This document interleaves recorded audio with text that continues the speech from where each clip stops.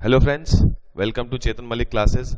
Myself CACS Chetan Malik and I am here to present you CA Intermediate Group 1 classes free of cost up to a certain extent. मैं यहाँ पर आप लोगों के लिए लेकर आया हूँ CA Intermediate Group 1 की क्लासेस एक कुछ एक्सटेंट तक आप लोग फ्री में एंजॉय कर सकते हैं. रिविजनरी वीडियोस हम लोग लाते रहेंगे टाइम टू टाइम आप लोगों के लिए, बट उसके लिए आप हमारा चैनल सब्सक्राइब करें. वीडियोस अच्छी लगती हैं तो उनको लाइक करें, कमेंट करें. आपके कमेंट हमें मोटिवेट करते हैं आपके प्रति और अच्छी वीडियोस बनाने के लिए. मैं CACS चेतन मलिक आपके लिए CA इंटरमीडिएट ग्रुप 1 में टैक्स की वीडियोस लेकर आऊंगा और CA शिवाली अग्रवाल मैम आपके लिए लॉ की वीडियोस लेके आएंगी. So please guys share this video as much as you can and ये ध्यान रखिएगा ये सारी वीडियोस नवंबर 19 अटेम्प्ट के लिए एप्लीकेबल हैं, उससे आगे के लिए एप्लीकेबल नहीं है. और इस क्लास से पुरानी जितनी भी क्लासेस हैं, इस क्लास से पिछली, अगर आप क्लास नंबर 50 देख रहे हैं तो क्लास नंबर 1 to 49 का लिंक डिस्क्रिप्शन बॉक्स में आपको मिलेगा. सेकेंडली, अगर आपको बुक्स और पेन ड्राइव परचेज करनी है तो आप 8010152153 इस नंबर पर कॉल कर सकते हैं. मैं रिपीट करता हूं, नंबर इज 801080-152-153 8010152153 पर कॉल कर सकते हैं, हमें संपर्क कर सकते हैं. बुक्स और पूरी क्लासेस पेन ड्राइव में अगर आपको चाहिए, कलर्ड बुक्स जो हम लोग प्रोवाइड करेंगे बैच के दौरान, वो अगर आपको चाहिए तो आप हमारे इस नंबर पर कॉल कर सकते हैं. So God bless you. CA foundation result clear करने के लिए एक बार में कॉन्ग्रेचुलेशंस. अब हमारी जर्नी आज से CA इंटरमीडिएट क्लासेस की स्टार्ट होगी. याद रखना, बेल आइकन दबाना मत भूलना. सारी वीडियोस आप तक आती रहेंगी. चैनल को जरूर जरूर जरूर सब्सक्राइब करें. चेतन मलिक क्लासेस का चैनल आपको यूट्यूब पर मिल जाएगा. CA Shivali Agarwal ma'am law लेंगी, मैं आपका टैक्स लूंगा और इंटर की क्लासेस हम लोग आपको टाइम टू टाइम प्रोवाइड करते रहेंगे. Thank you. God bless you.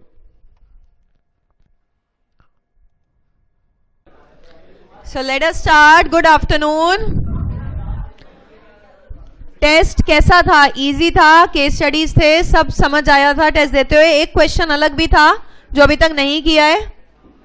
कौन सा क्वेश्चन था? डॉक्ट्रिन ऑफ कंस्ट्रक्टिव नोटिस अभी तो किया है 2 महीने पहले और सबने वो क्वेश्चन अटेम्प्ट ही नहीं किया है. किसने कहा था वो क्वेश्चन करना नहीं है? जो तुम्हें लग रहा है वो कर लो, ठीक है. तो जितना वो तो आता था ना तुम्हें, डॉक्ट्रिन ऑफ कंस्ट्रक्टिव नोटिस आता था या भूल गए थे? आता था तो लिख देना चाहिए था, ठीक है. यही होता है पेपर में, हमें लगता है कि चलो हम आंसर, क्वेश्चन हो सकता है गड़बड़ है, इस चीज के भी मार्क्स मिल जाते हैं. अगर क्वेश्चन पेपर में क्वेश्चन गड़बड़ होता है ना, और हमारे को एग्जामिनर्स क्या कहते हैं, अगर किसी बच्चे ने सिर्फ अटेम्प्ट भी किया है ना तो पूरे मार्क्स दे दो. हम क्या सोचते हैं, क्वेश्चन गलत है, हम अटेम्प्ट नहीं करते. तो बोर्ड्स के पेपर्स में होता था, सेम यहाँ पर भी होगा कि अगर बाई चांस अकाउंट्स में, टैक्स में कोई क्वेश्चन गलत आता है और स्टूडेंट्स ने अगर उसे अटेम्प्ट किया है तो उन्हें पूरे मार्क्स मिल जाते हैं, और जिसने अटेम्प्ट नहीं किया उसको मार्क्स नहीं मिलते कि ये क्वेश्चन तो गलत था, ठीक है. सो मार्क्स में फर्स्ट नंबर पे जो मार्क्स हैं आउट ऑफ 30 दे आर 28 यथार्थ नागपाल के हैं, he is absent. Second number पे शुभम के हैं 27. Then on third Divya Bhardwaj and Prakriti 26, ठीक है. दिव्या भारद्वाज एंड प्राकृति, यस, इन दोनों के हैं 26 marks. So this was for the first guy. अब वो छुट्टी पे है तो उसके लिए डिसएडवांटेज है, तो ये जाता है किसको? शुभम को. कम दे दोगे? हाँ पक्का? वो कहेगा चलो मैम मैं ठीक होके आ जाता हूँ, ठीक है, मैं उसे अगली बार दे दूंगी. ये देते हैं शुभम को. शुभम कम, लास्ट टेस्ट में भी फर्स्ट आया था ना तुम्हारे मार्क्स, उसका ले लो. चलो अब कुछ तो गिफ्ट मिलता है तो कुछ गुड, वेरी गुड, ठीक है. क्या उसके लिए भी बनता है? जरा एक बार देखते हैं लास्ट किसके हैं. 30 में से 9 भी हैं, 8 भी हैं. जरा दिखा दे कौन कौन है. अमित मलिक कौन है? देखो सब देख लो इसे. अमित मलिक, अमित कुमार, सारे Amit. 8, 9. Then on 10 we have Anurag. 11 we have are favourite Harsh Jain. Harsh 11 number.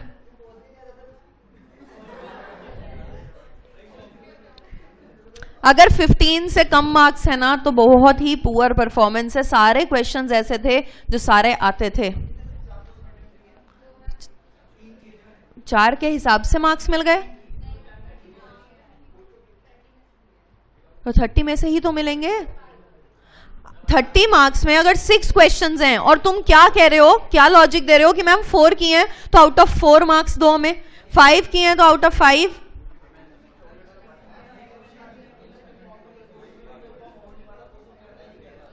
अच्छा, ये कंफर्मेशन नहीं थी कि क्वेश्चन करना है या नहीं करना।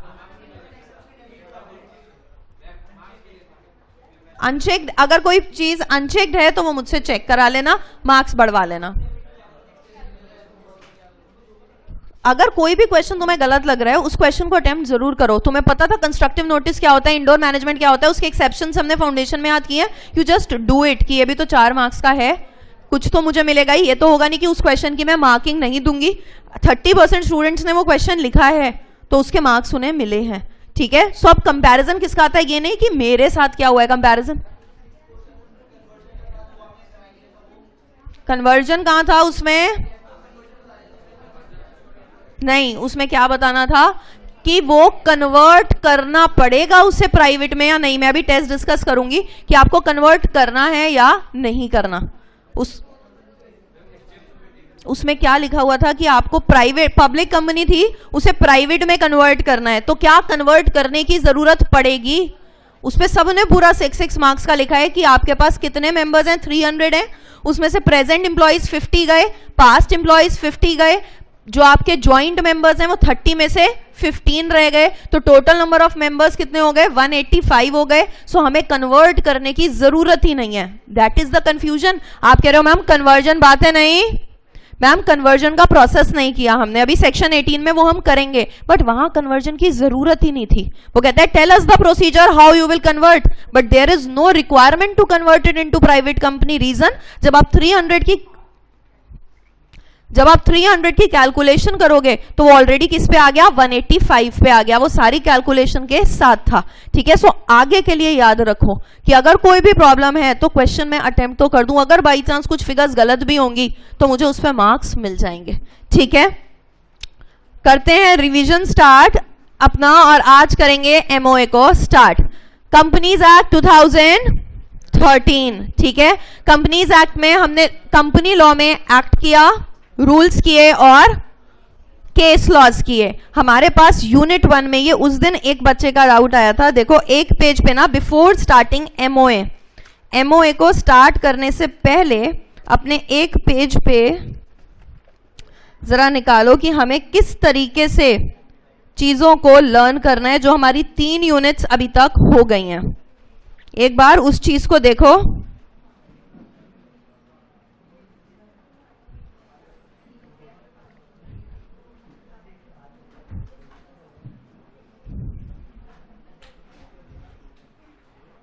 ये लिखो जरा, इस तरीके से फिर रिवाइज करते हैं।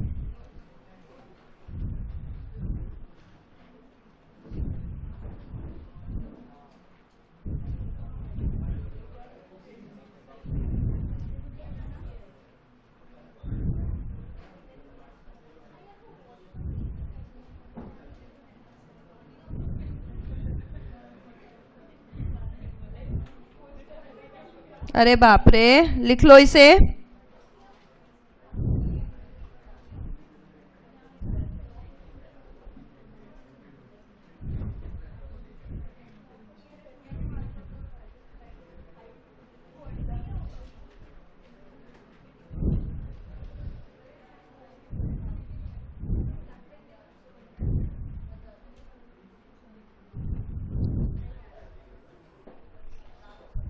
This is the first part. बातें अब बंद करो।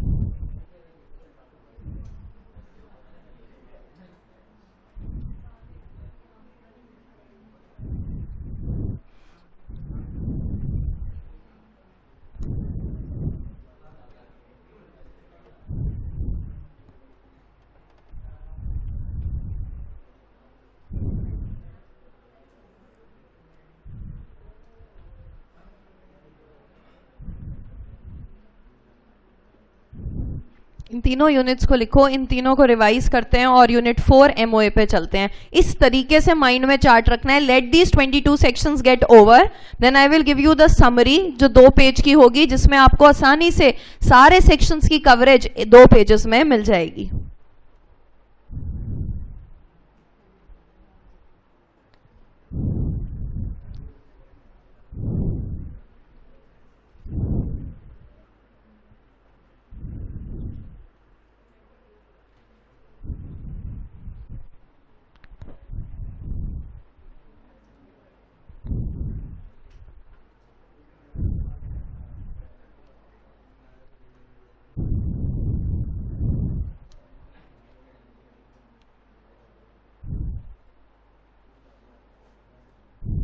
डन. ठीक है, तो सबसे पहले हमारे पास आए फीचर्स. साथ साथ लिख लेना, ये 5 तरीकों से हमें यूनिट 1 को कंप्लीट करना है. फीचर्स में हमारे पास क्या आया?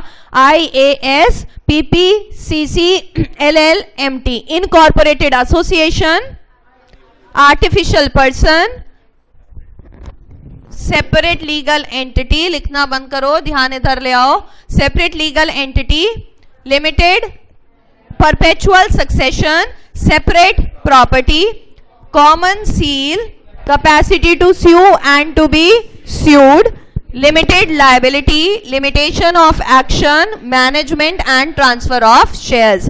सेपरेट लीगल एंटिटी में 3 केस लॉस थे और सेपरेट प्रॉपर्टी में था. देन एडवांटेजेस और डिसएडवांटेजेस की थी. सबसे अच्छी एडवांटेज क्या थी? Limited liability, separate legal entity. Disadvantage सबसे इंपॉर्टेंट, लीगल कंप्लायंस ज्यादा हो जाते हैं. बेसिक 5 पॉइंट्स क्या थे? कंपनी क्या सिटीजन होती है? नहीं. कंपनी का रेजिडेंशियल स्टेटस क्या होता है? उसका डोमिसाइल होता है. क्या कंपनी किसी पार्टनरशिप फर्म में पार्टनर बन सकती है? यस. यहां पर कहीं लिखा है if the MOA of the company authorises to do so. That means अगर कंपनी का जो एमओए है वो उसे ऑथराइज करता है ना कि आप किसी पार्टनरशिप फर्म में पार्टनर बन सकते हो, तभी वो पार्टनर बन पाएगी, अदरवाइज नहीं बन पाएगी. क्या कंपनी किसी दूसरी कंपनी में मेंबर बन सकती है?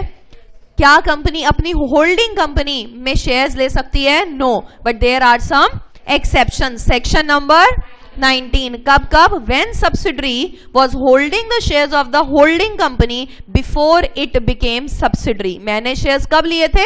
जब मैं सब्सिडरी बनी ही नहीं थी, या मैं अपनी होल्डिंग के किसी मेंबर के लीगल रिप्रेजेंटेटिव के तौर पे शेयर्स ले रही हूं, या मैं एज ट्रस्टी शेयर्स ले रही हूं. ये बेसिक 5 पॉइंट्स हो गए. फिर आया हमारे पास इलीगल एसोसिएशन. सोना नहीं है, सोई आवाजें नहीं. इलीगल एसोसिएशन क्या था?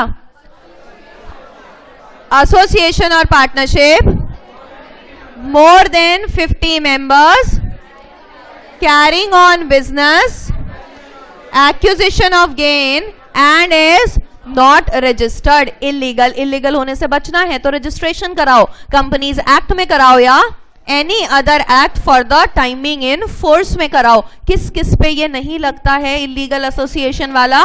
सिंगल HUF पे और बॉडी ऑफ प्रोफेशनल्स पे. लेकिन अगर 2 HUF आएंगी तो क्या 50 की काउंटिंग लगेगी? यस. क्या माइनर्स इंक्लूड होंगे? माइनर्स इंक्लूड नहीं होंगे. And then came the effects of illegal association. कुछ भी चीज लीगल नहीं रहती, सारी कैपेसिटी खत्म हो जाती है, टैक्स लायबिलिटी फिर भी रह जाती है. ठीक है. Lifting of corporate wheel, disregarding corporate personality of the company and looking behind the real persons in control. Lift हो सकती है या तो स्टैट्यूटरी प्रोविजन से या जुडिशियल इंटरप्रिटेशन से. जुडिशियल इंटरप्रिटेशंस में कौन से थे?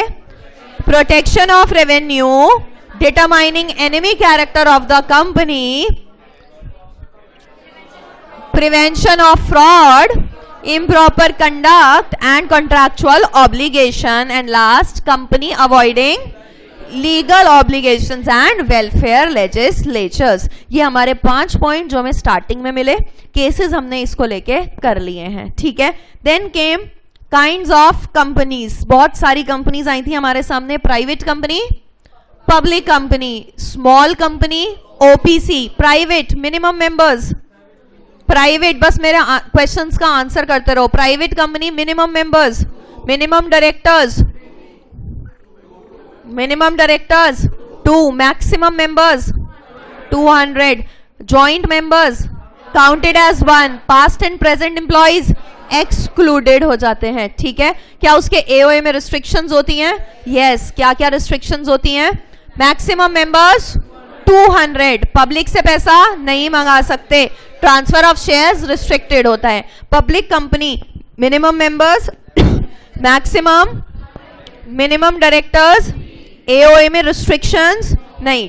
Subsidiary of a public company deemed public company होती है। प्राइवेट को डिवाइड कर दिया स्मॉल और ओपीसी। स्मॉल कंपनी में भी एक या दो, बाकी सबने अच्छा किया है, एक या दो बच्चों ने यही याद नहीं था कि जब स्मॉल कंपनी तब होगी, किसके आंसर में गलत था, कि जब या तो पेड अप कैपिटल या टर्नओवर। हम कितनी बार रिवाइज, ऑल्दो 99% ने सही किया है, फिर भी एक या दो बच्चों ने गड़बड़ की थी कि या तो 50 लाख या 2 करोड़। हम बार बार रिवाइज करते हैं, दोनों कंडीशंस फुलफिल होनी चाहिए। कौन सी?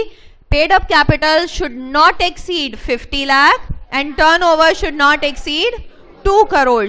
हायर प्रिस्क्राइब, किसी ने क्या कहा कि अगर हायर चला भी गया है ना टर्नओवर 3 करोड़ तक, तो सेंट्रल गवर्नमेंट तो 100 करोड़ तक ले जा सकती है, तो वो स्मॉल कंपनी होगी। क्या ये सही है? सेंट्रल गवर्नमेंट ले जा, कुछ भी इंटरप्रेट कर लेते हो, वो ले जा सकती है, लेकिन इस टाइम लिमिट क्या चल रही है? 2 करोड़ ही चल रही है। साथ में इसके प्रोविजन में लिखना भी था स्मॉल कंपनी किस किस में नहीं लगती। Public company, section 8 company, holding and subsidiary company, या फिर it is governed by any other special act पे। स्मॉल कंपनी के बाद हमारे पास आया ओपीसी। जब ओपीसी का क्वेश्चन आया है and that too from the restriction part, तो हमें सारी बातें नहीं लिखनी, क्वालिफिकेशंस ऑफ सोल मेंबर और सारे राइट्स, सारी बातें नहीं, सिर्फ किस पे कॉन्सेंट्रेट करना है हमें? रिस्ट्रिक्शंस पे, क्योंकि हमारे पास पूरा केस है अभी आगे।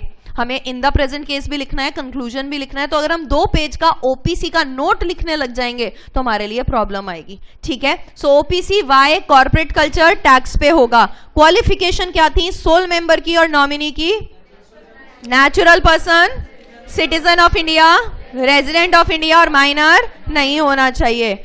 देन केम यूनिक ओपीसी भी लिखा हुआ था किसी ने, इट इज नॉट रिक्वायर्ड, ठीक है। आप एक ही कंपनी के सोल मेंबर हो सकते हो, किसी और कंपनी के नॉमिनी होने की वजह से अगर आप वहां के सोल मेंबर बन जाते हो तो आपको चूज करना पड़ेगा 182 डेज में as per the concept of unique restriction से क्वेश्चन आया था। क्या था? OPC can not be incorporated or converted into section 8 company.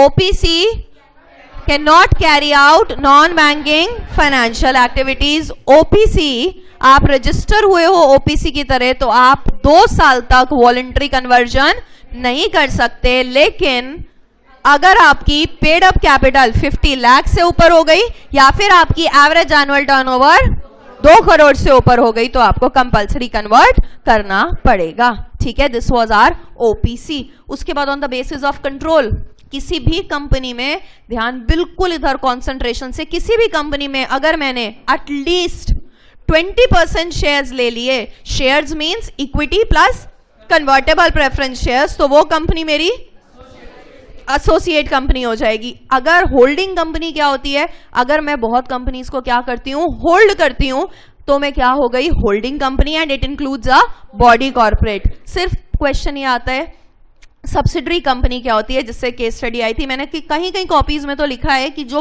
Points थे ना केस स्टडी के, वो बहुत इंपॉर्टेंट थे लिखने। कौन से? पहली बात तो ये थी कि सब्सिडरी, नॉर्मल सी बात हम लिखेंगे कि सब्सिडरी वो होती है जिसको होल्डिंग ने होल्ड किया है या तो 50% से ज्यादा शेयर कैपिटल से, या फिर बोर्ड ऑफ कॉम्पोजिशन होल्ड की हुई है, ठीक है, ये लिखा। उसके बाद केस स्टडी 2 बातों से आई थी। किस 2 बातों से? कि शेयर कैपिटल का मतलब क्या है, कुछ बच्चों ने वो स्किप किया है। शेयर कैपिटल अलग से स्टार लगा के लिखो क्या है। एक स्टार और लगाना है कि मैं खुद होल्ड करूं या अपनी सब्सिडरीज के साथ होल्ड करूं। वही तो केस आया था कि आप खुद होल्ड कर रहे हो या अपनी सब्सिडरीज के साथ होल्ड कर रहे हो, तो ये पॉइंट अलग हाईलाइटेड होना चाहिए कि मैं खुद होल्ड करूं या अपनी सब्सिडरीज के साथ होल्ड करूं, वो मेरी सब्सिडरी मानी जाएगी। ये सारा जब प्रोविजन लिख दो ना, then go into in the present case. इस केस में क्या हुआ? कंक्लूजन पार्ट 1 और पार्ट 2। एक तरीके से समझाना है, एक ही चीज को बार बार नहीं लिखना। 6 मार्क्स के लिए किसी ने 2.5 पेजेस भी लिखे हुए हैं, कोई फायदा नहीं है 2.5 पेजेस लिखने का। होगा क्या, आपके पास टाइम की शॉर्टेज पड़ जाएगी। आप सिंपल लिखो, ज्यादा कंसंट्रेशन प्रोविजन पे होनी चाहिए कि प्रोविजन में सारी बातें आ जाएं। इन द प्रेजेंट केस सिर्फ 4-5 लाइन जो केस कहता है। कंक्लूजन में मैम 2 पार्ट्स आ जाते हैं कभी कभी, इसमें आए हुए थे 2 पार्ट्स, तो हम इन द प्रेजेंट केस में भी 2 बार बताएं या कंक्लूजन में। आप इन द प्रेजेंट केस तो सिर्फ केस समझाओ और कंक्लूजन में पार्ट ए पार्ट बी।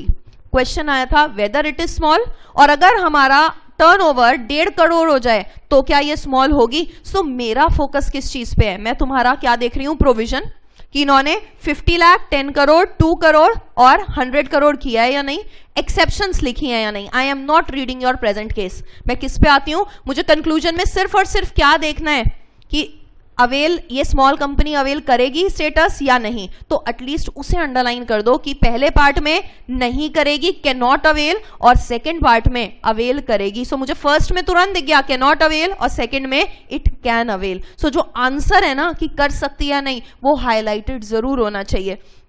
किसी ने जो ये चीजें थी ना 10 करोड़ 50 लाख, ये भी हाईलाइट किया हुआ था, तुम दोनों में से किसी ने किया है शायद, वर्षा या प्रियंक, पलक में से। जो तुम्हारे फिगर्स है ना वो भी उन्होंने डबल लिख दिए। इट वॉज क्लियरली विजिबल कि किस चीज पे लोग मेरा फोकस डालना चाह रहे हैं। सो वो चीजें हमारी बिल्कुल क्लियर आ जाए, ठीक है।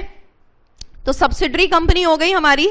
देन लायबिलिटी, लायबिलिटी को लिमिट कर सकते हैं शेयर्स पे, लायबिलिटी को लिमिट कर सकते हैं गारंटी पे या शेयर्स एंड गारंटी पे। शेयर्स का पैसा during the life time winding up, guarantee का पैसा ओनली वाइंडिंग अप के टाइम पे। और क्या आप इनिशियल फंड मिलता है शेयर कैपिटल में, यस। क्या गारंटी में मिलता है, नहीं मिलता। लिस्टिंग, अगर आप स्टॉक एक्सचेंज पे लिस्टेड हो तो लिस्टेड कंपनी, लिस्टेड नहीं हो तो अनलिस्टेड कंपनी। अदर्स, फॉर एक बच्चा था सिर्फ जिसने ये भी गलत कर दिया कि फॉरेन कंपनी वो है या नहीं है। किसी ने लिखा हुआ था नहीं वो फॉरेन कंपनी नहीं है, ठीक है। अदरवाइज सबने लिखा हुआ था।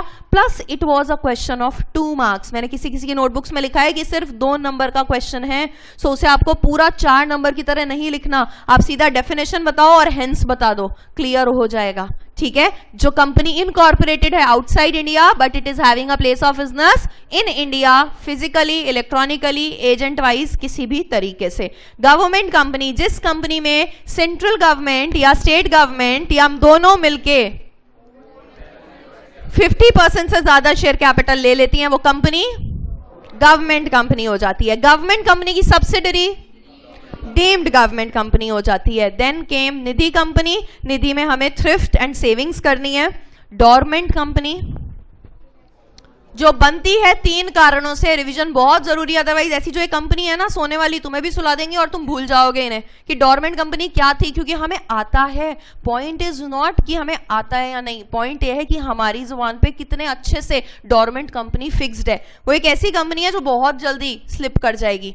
क्यों बनाते हैं हम dormant company, future project, holding an asset और इंटेलेक्चुअल प्रॉपर्टी राइट। लेकिन उस कंपनी का ना तो ये होता है और ना ये होता है, ना ही सैट होता है, ना ही वो कंपनी एक्टिव होती है। सैट सिग्निफिकेंट अकाउंटिंग ट्रांजैक्शंस कौन सी होती हैं, transactions other than fees to ROC, requirement of the act, allotment of shares and maintenance of office. What is the meaning of inactive company? जिसमें कोई काम नहीं हो रहा है 2 साल से और उसने क्या नहीं किया है, 2 चीजें फाइल नहीं करी हैं, फाइनेंशियल स्टेटमेंट्स या एनुअल रिटर्न फाइल नहीं करी है। लास्ट आई सेक्शन 8 कंपनी। सेक्शन 8 कंपनी के 3 ऑब्जेक्ट्स थे। क्या क्या ऑब्जेक्ट्स थे? Object was to promote commerce, art, science, sports, charity, education, religion and protection of environment. जो भी पैसा आएगा वापस बिजनेस में जाएगा एंड हमें डिविडेंड नहीं लेना है। जब ये लाइसेंस हमें सेंट्रल गवर्नमेंट ने दिया तो हमारे पास कुछ राइट्स भी आ गए और कुछ रिस्ट्रिक्शंस भी आ गई। राइट्स आए, प्राइवेट लिमिटेड, पब्लिक लिमिटेड मत लगाओ और आपकी कंपनी की फर्म भी मेंबर बन सकती है। रिस्ट्रिक्शन क्या आए? ACA याद है रिस्ट्रिक्शन क्या थे?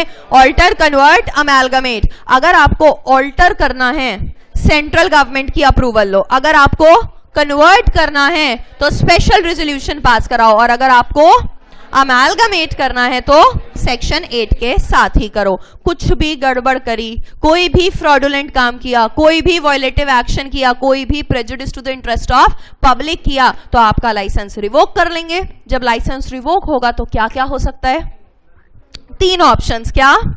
प्राइवेट या पब्लिक में कन्वर्ट कर देंगे, अमेलगमेट कर देंगे with another section 8 company having similar objects, या फिर वाइंड अप कर देंगे। जो असेट्स सरप्लस आएंगे, सरप्लस असेट्स को या तो अनदर सेक्शन 8 कंपनी को दे देंगे या फिर बैंक्रप्सी फंड में डाल देंगे। ठीक है, this was our section 8 company. In case we are on 10th class, हम क्लास 1 से रिवाइज कर रहे हैं, और जो अच्छे से रिवाइज कर रहा है हर क्लास में आपको ये सारी चीजें याद रहेंगी। Unless and until I will try कि ये ना हो कि 1.5 घंटा 2 घंटे में हमारा पूरा ही रिविजन चलता जा रहा है। So we will stick our revision to half an hour, कि स्टार्टिंग का हाफ एन आवर जितना भी लेटेस्ट हमने किया है वो हम क्या करें, रिवाइज करके उसे एक तरीके से रोक लें। अब काइंड्स ऑफ कंपनीज के बाद इन्हें फटाफट करा दो। प्रमोटर्स में क्या क्या किया था, कौन था प्रमोटर? 2 सेक्शन 269, ठीक है, जिसका नाम प्रोस्पेक्टस में हो या एनुअल रिटर्न में हो, जिसके कंट्रोल से कंपनी के अफेयर्स चल रहे हो, या तो डायरेक्टली या इनडायरेक्टली, या फिर जिसकी ADI एडवाइस डायरेक्शंस इंस्ट्रक्शंस पे बोर्ड ऑफ डायरेक्टर्स काम करते हैं। क्या वो एजेंट होते हैं, क्या वो ट्रस्टी होते हैं? उनकी कैसी कैपेसिटी होती है? Fiduciary capacity. जो प्रोमोटर्स प्रोफेशनल कैपेसिटी में, जो लोग प्रोफेशनल कैपेसिटी में आते हैं, क्या वो प्रोमोटर्स होते हैं? नहीं। फंक्शंस क्या क्या थे प्रोमोटर्स के? आइडिया जनरेशन, कैपिटल कितना लाऊं, फीजेबल, कुछ क्वेश्चंस पूछे थे, क्या क्या प्रॉफिट होगा या नहीं होगा। देन आए थे फंडामेंटल क्वेश्चंस। क्या थे फंडामेंटल क्वेश्चंस? परचेज करूं या अपना स्टार्टअप करूं, प्राइवेट बनाऊं या पब्लिक बनाऊं, लिमिटेड रखूं या अनलिमिटेड रखूं। देन MOA AOA प्रिपेयर किया था, सब्सक्राइबर्स इकट्ठे किए थे, सारे काम प्रमोटर्स ने किए थे। प्रमोटर्स आपकी कुछ ड्यूटी हैं, अगर उन्हें फॉलो नहीं करोगे तो लायबिलिटी अट्रैक्ट हो जाएगी। क्या ड्यूटी थी? कभी भी मुझसे झूठ मत बोलना, कभी भी सीक्रेट प्रॉफिट मत कमाना, और अगर कमा लिया है तो वो वापस दे देना। और अगर आपने कंपनी के साथ गलत करने की कोशिश की तो कंपनी जब बन जाएगी कैंसिल करेगी, आप पे केस करेगी और सारे डैमेजेस और प्रॉफिट आपसे रिकवर कर लेगी। रेम्यूनरेट भी करते थे क्या प्रमोटर्स को? कैसे कैसे रेम्यूनरेट करते थे? कोई प्रॉपर्टी ले लो हायर रेट पे, ठीक है, अपने शेयर्स दे दो कम रेट पे, शेयर्स बिकवा के कमीशन दे दो, या फिर लम सम में उसे पेमेंट कर दो। प्रमोटर हुआ। फिर आया ये टॉपिक, क्या था ये हमारा, इधर उधर बहुत केस स्टडी वाला, प्री इनकॉर्पोरेशन कॉन्ट्रैक्ट।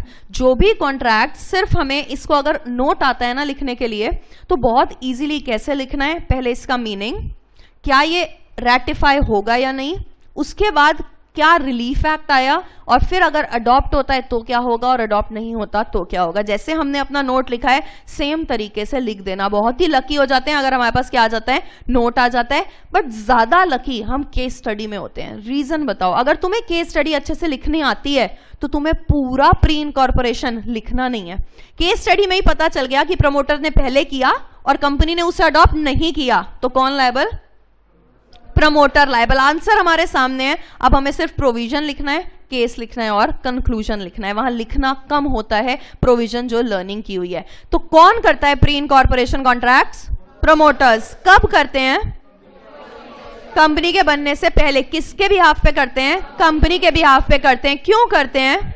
कुछ राइट्स या प्रॉपर्टी इक्वायर करने के लिए। जब कंपनी बन जाती है, क्या कंपनी उन किए गए कॉन्ट्रैक्ट्स को रेटिफाई कर सकती है? नहीं कर सकती। क्यों?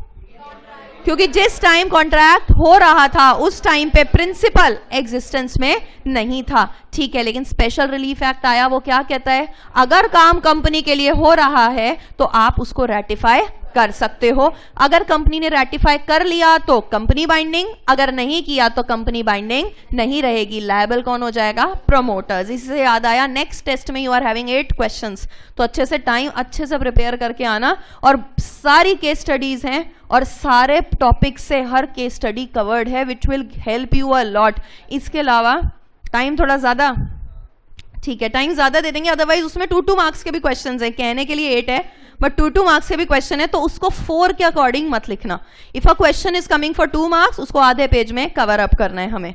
Then we had this major topic of section 7, company को इनकॉर्पोरेट कैसे करोगे. सबसे पहले गए थे क्या करने, पहले बेसिक लेआउट करेंगे फिर स्पाइस करेंगे. सबसे पहले गए थे INC 1 नेम अवेलेबिलिटी के लिए. ठीक है, नेम अवेलेबल अगर आरओसी ने किया था तो उसे हमने क्या कराया था, रिजर्व.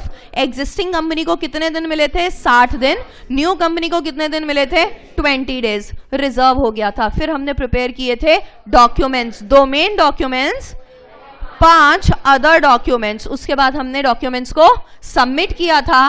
सब सही था तो हमें क्या मिला था, सर्टिफिकेट ऑफ इनकॉर्पोरेशन मिला था. वो मिलते ही कंपनी अलग, मेंबर्स अलग, कंपनी का इफेक्ट ऑफ रजिस्ट्रेशन. क्या सारे फीचर्स मिल जाएंगे, यस सारे फीचर्स मिल जाएंगे. क्या वो दिन है जिस दिन कंपनी एग्जिस्टेंस में आई, और क्या वो सर्टिफिकेट है जो ये कंक्लूड कर देगा कि हाँ कंपनी का जन्म हो चुका है.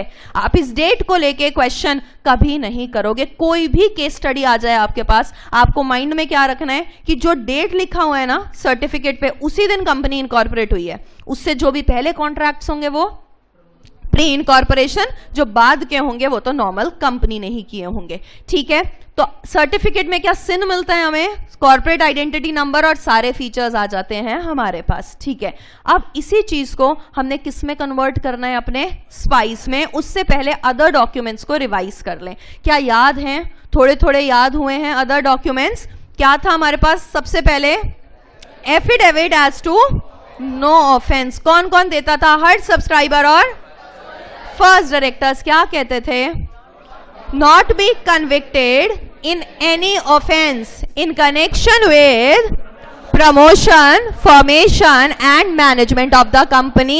I am not guilty fraud, breach of duty under this act for past 5 years. All the information is correct and complete as per my knowledge. Then came our compliance declaration. कौन देते थे, knowledgeable लोग, CA, CS, CMA, advocate, जो practice में भी होते थे और फॉर्मेशन में भी इन्वॉल्व होते थे, प्लस जिनका नाम AOA में किस किस फॉर्म में लिखा है, मैनेजर, सेक्रेटरी या डायरेक्टर्स. क्या कहते थे वो लोग कि हमने कंप्लाई किया है सारे रिक्वायरमेंट्स ऑफ द एक्ट के साथ. कुछ भी गड़बड़ हुई, हमने ये भी किया था, कहीं भी इंफॉर्मेशन फॉल्स रही, इंफॉर्मेशन छुपाई गई, इंफॉर्मेशन दबाई गई, तो आप सेक्शन 447 में लायबल होगे, जो भी गलत काम कर रहा है. ठीक है, उसके बाद हमारे पास आया एड्रेस फॉर कॉरेस्पॉन्डेंस. पता है, टेम्पररी एड्रेस, फर्स्ट डायरेक्टर्स की सारी डिटेल्स,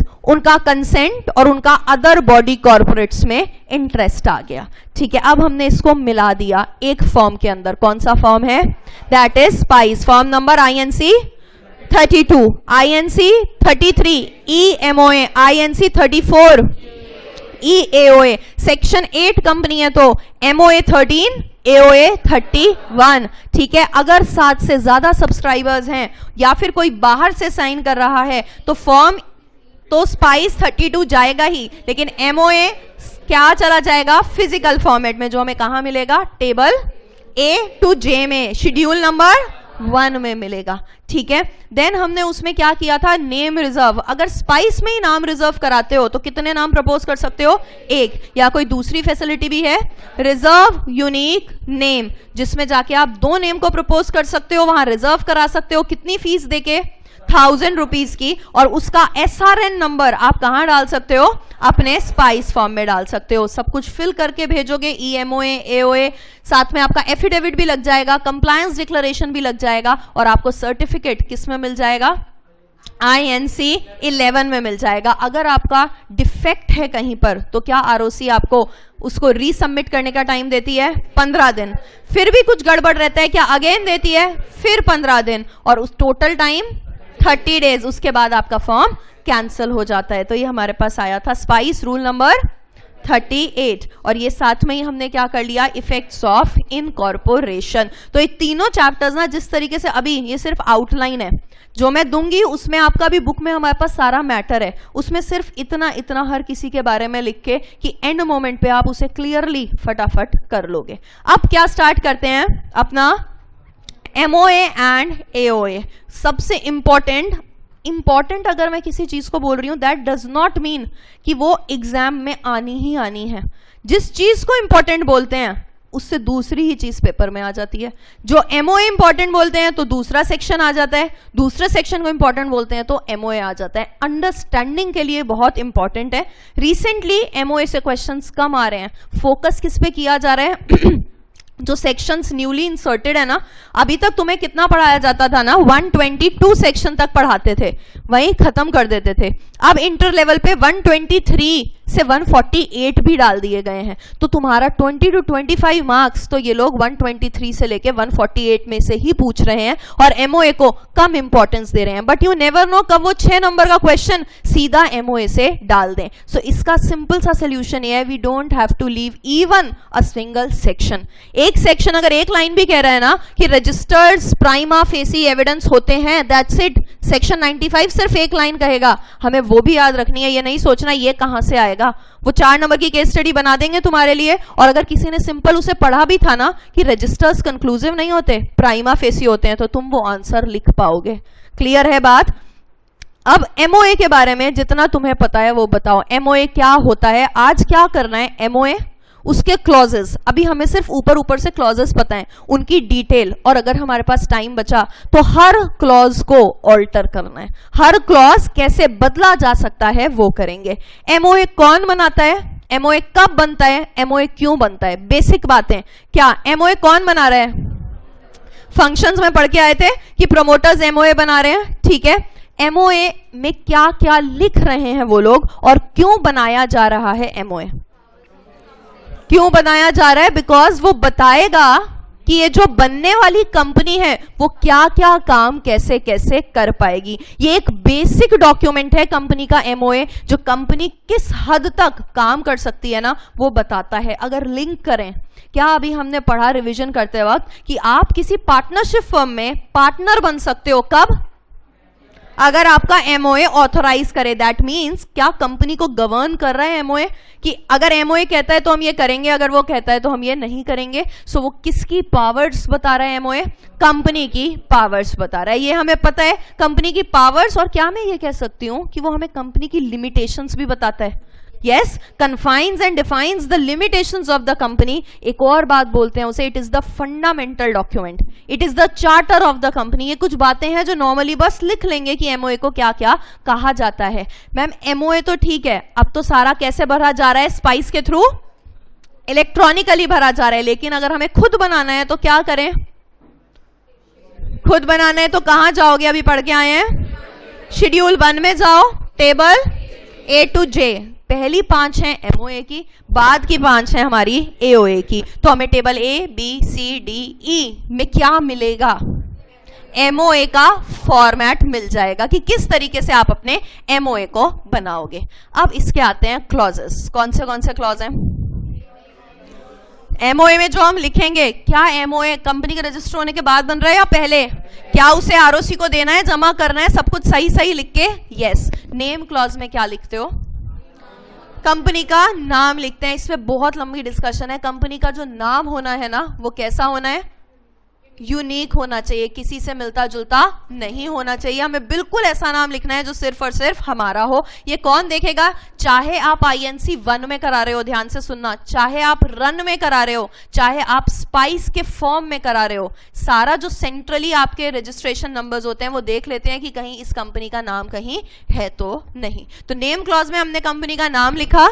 अगर आप प्राइवेट कंपनी हो तो एंड में प्राइवेट कंपनी, पब्लिक कंपनी हो तो एंड में लिमिटेड। अगर आप OPC हो तो ब्रैकेट्स में OPC। अगर आप निधि कंपनी हो तो निधि लिमिटेड आएगा एंड में, ठीक है। और अगर आप सेक्शन 8 कंपनी हो तो लिमिटेड। सेक्शन 8 कंपनी में कुछ नहीं आएगा। तो अभी कुछ वर्ड्स लिखवाऊंगी कि अगर आप सेक्शन 8 कंपनी हो तो आप ये वर्ड्स अपनी कंपनी के साथ लगाओगे, ठीक है। जब पर्टिकुलर क्लॉज को लिखना शुरू करेंगे वो लिखने के बाद डिस्कशन होगा। नेक्स्ट आता है हमारा सिचुएशन क्लॉज। पहले हमने पूछा नाम क्या है, आ गया वहां पे। देन हमने पूछा कि आप कहां काम करते हो। तो अभी हमने पढ़ा था, ये अभी पढ़ के आए थे कि जब एमओए बना रहे हैं तो हमें नहीं पता कि कंपनी की रजिस्ट्रेशन के बाद हम एग्जैक्टली कहां काम करने वाले हैं। सो एज ऑफ नाउ हम स्टेट बताएंगे एमओए में, और क्या अदर डॉक्यूमेंट्स में बहुत ध्यान से, ध्यान इधर, एमओए में हमने क्या लिखा है, स्टेट ऑफ द कंपनी कि किस स्टेट में काम करेगी, और अदर डॉक्यूमेंट्स में क्या हमने एक कॉरेस्पॉन्डेंस एड्रेस दिया है, यस दिया है। सो इन डोमिसाइल क्लॉज काम कहां करती है, सिर्फ क्या जाएगा, स्टेट जाएगा। क्या वो बता देगा इस स्टेट में काम करेगी तो ये वाला आरओसी इस पे लगेगा, ये इसका एरिया है। क्या मैं ये कह सकती हूँ लॉ की लैंग्वेज में कि जब स्टेट बता दिया तो जुरिस्डिक्शन पता चल गया कि किस एरिया में उस कंपनी ने काम करना है, यस। तो डोमिसाइल क्लॉज में सिर्फ और सिर्फ इतना है। नेक्स्ट आते हैं किस पे, नाम बता दिया, कहां करेगी बता दिया, आया ऑब्जेक्ट क्लॉज। कंपनी ने जो कुछ भी करना है ना, क्या कर लो, सारा का सारा ऑब्जेक्ट क्लॉज में डाल दो। लेट्स से मैंने बुटीक खोला, मैंने क्या कहा, मुझे सिर्फ साड़ीज बेचनी है। सो सबने क्या कहा, पहले ही ना आप क्या रख लो कि हम हो सकता है इसके साथ ज्वेलरी भी बेचें, हो सकता है इसके साथ सैंडल्स भी बेचें, सूट्स भी बेचें, हो सकता है हम अपनी डिजाइनिंग भी कराएं। आप जो भी करना चाहती हो ना अपनी कंपनी बना के, वो सब कहां डाल दो, ऑब्जेक्ट क्लॉज में डाल दो। क्या इसका यह मतलब है कि बाद में जाके ऑब्जेक्ट क्लॉज चेंज नहीं हो पाएगा, इसीलिए मुझ पे फोर्स किया जा रहा है कि अभी सब डाल दो? नहीं, बट वो क्या कहता है, एक वाइडर रेंज लेके चलो कि आप ये भी कर पाओ वो भी कर पाओ। क्या बाद में ऑल्टर हो जाएगा एमओए? यस, बट उसके लिए क्या करना पड़ेगा, प्रोसीजर्स फॉलो करने पड़ेंगे। सो इट इज बेटर कि आप क्या करो, स्टार्टिंग में ही जो इफ एंड बट डाल सकते हो वो ऑब्जेक्ट क्लॉज में डाल दो। तीन चीजें हो गई, कौन सी, नाम डिसाइड हो गया, स्टेट डिसाइड हो गया, और काम डिसाइड हो गया। अब कैपिटल, कितना हमें कैपिटल रखना है। तो हमारे एमओए में क्या आता है, paid up capital, nominal capital, या रजिस्टर्ड या authorised. Nominal is equal to registered is equal to authorised, ठीक है। अगर आपका ऑथराइज्ड कैपिटल, ध्यान से सुनना, 9 लाख रुपीज है, ठीक है। अगर ऑथराइज कैपिटल 9 लाख रुपीज है तो क्या कंपनी रजिस्टर कराने के लिए कोई फीस देनी होगी? ये पॉइंट अभी रिवाइज नहीं किया था हमने। 10 लाख तक आपको कंपनी रजिस्टर कराने के लिए कोई फीस नहीं देनी। सो वो ऑथराइज्ड कैपिटल बताएगा कि आपको फीस पे करनी है या नहीं करनी। कैपिटल हो गया। देन उसके बाद सब्सक्रिप्शन क्लॉज। सब्सक्रिप्शन क्लॉज क्या कहता है, जितने भी लोग रेडी हैं टू सब्सक्राइब, क्या सब्सक्राइबर्स की सारी डिटेल्स लेते हैं, name, address, nationality, date of birth. अगर सब्सक्राइबर कहीं डायरेक्टर है तो उसका दिन भी लेते हैं, अगर सब्सक्राइबर बॉडी कॉर्पोरेट है तो एज प्रिस्क्राइब्ड, ठीक है। सब्सक्रिप्शन क्लॉज में क्या कर लिए, सब्सक्राइबर्स के साइन करा लिए। याद है स्पाइस में विटनेसेस के भी साइन कराए थे, यस, साइन हो गए। लास्ट क्लॉज कौन सा आता है हमारा, that is liability clause. Liability clause में या तो सारे मेंबर्स क्या कह रहे होंगे कि हम 10-10 लाख के शेयर्स लेते हैं, या तो ये कह रहे होंगे, या फिर 10-10 लाख की गारंटी लेते हैं जो वाइंडिंग अप पे पैसा देंगे, या फिर 10 लाख के शेयर्स भी लेंगे और 10 लाख की वाइंडिंग अप पे गारंटी भी लेंगे। तो ऐसे वो अपनी लायबिलिटी को क्या कर सकते हैं, लिमिट कर सकते हैं। क्लियर हो गया। लास्ट और छोटू सा क्लॉज आया नॉमिनेशन क्लॉज। कौन सी कंपनीज में आएगा, ओपीसी में। एक लाइन हमने पढ़ी थी कि क्या नॉमिनेशन क्लॉज अगर चेंज होता है तो एमओए में चेंज होता है, क्या एमओए में चेंज होता है, यस होता है, लेकिन क्या वो माना जाता है कि एमओए में चेंज हुआ, वो माना नहीं जाता, ठीक है। सो ये हमारा क्या हुआ, बेसिक क्लॉजेस। अभी एक एक क्लॉज को जो और उसके इफ्स एंड बट्स हैं वो हम करेंगे। सबसे पहले क्या करना है, हमें अपने क्लॉजेस को लिखना है, शुरू करना है। हमारा ऑल्टर तक भी अगर आज कंप्लीट हो गया ना तो बहुत बड़ी बात है, क्योंकि अभी नेम क्लॉज, डोमिसाइल क्लॉज में हम सेक्शन 12 साथ में कर लेंगे। अच्छा, अभी सेक्शन कौन सा कर रहे हैं, फॉर्मेशन था ना 3, 7, 9, आज रिवीजन नहीं हुआ, भूल गए आज ही। 3 formation, 7 incorporation, 9 effects of incorporation, 8 section 8 company, बीच में 4, 5, 6 थे ना, उसी का 4 पिक किया है, ठीक है। 4 के साथ 4 पूरा नहीं हो पाएगा, उसके साथ साथ हम 12 भी कर लेंगे। फटाफट थोड़ी सी स्पीड तेज रखते हुए, बिल्कुल थोड़ी सी, जल्दी जल्दी लिख लो।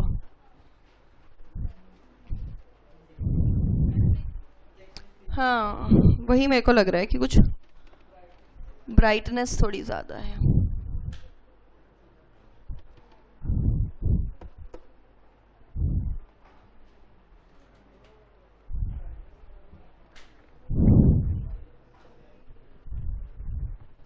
यहां क्यों नहीं दिख रहा है? तो नहीं, विजुअलाइजर मेरा साथ ही नहीं देता कभी। नहीं, चलो लिखो, मैं सेक्शन बताती हूं। यहां पर डेफिनेशन में आएगा सेक्शन 4 और ऑल्टरेशन में आएगा section 13।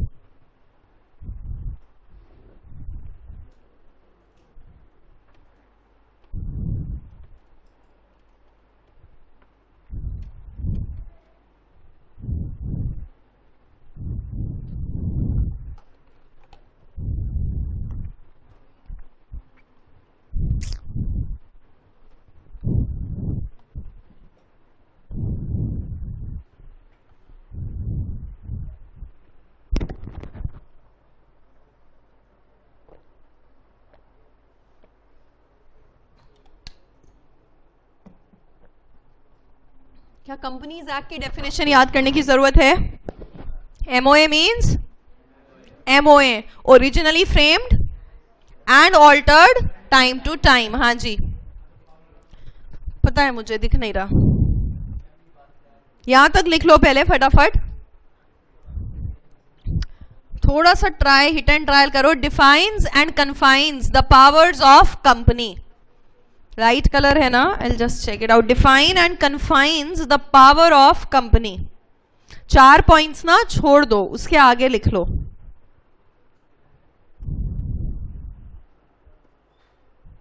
Charter of company tells limitation of company, contains fundamental conditions.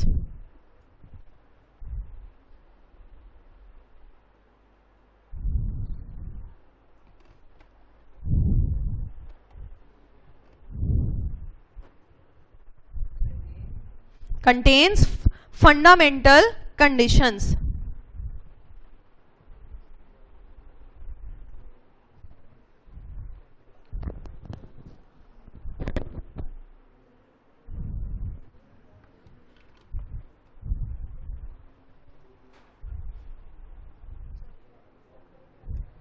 Let me check. Tells limitations of companies.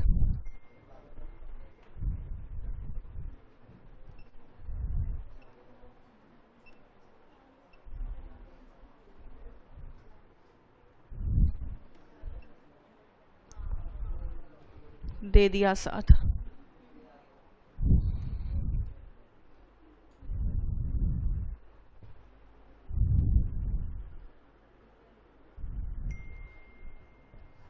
Defines and confines, यही वो डॉक्यूमेंट है जो बता सकता है कि कंपनी ये करना, और यही वो डॉक्यूमेंट है जो बताएगा कंपनी ये मत करना।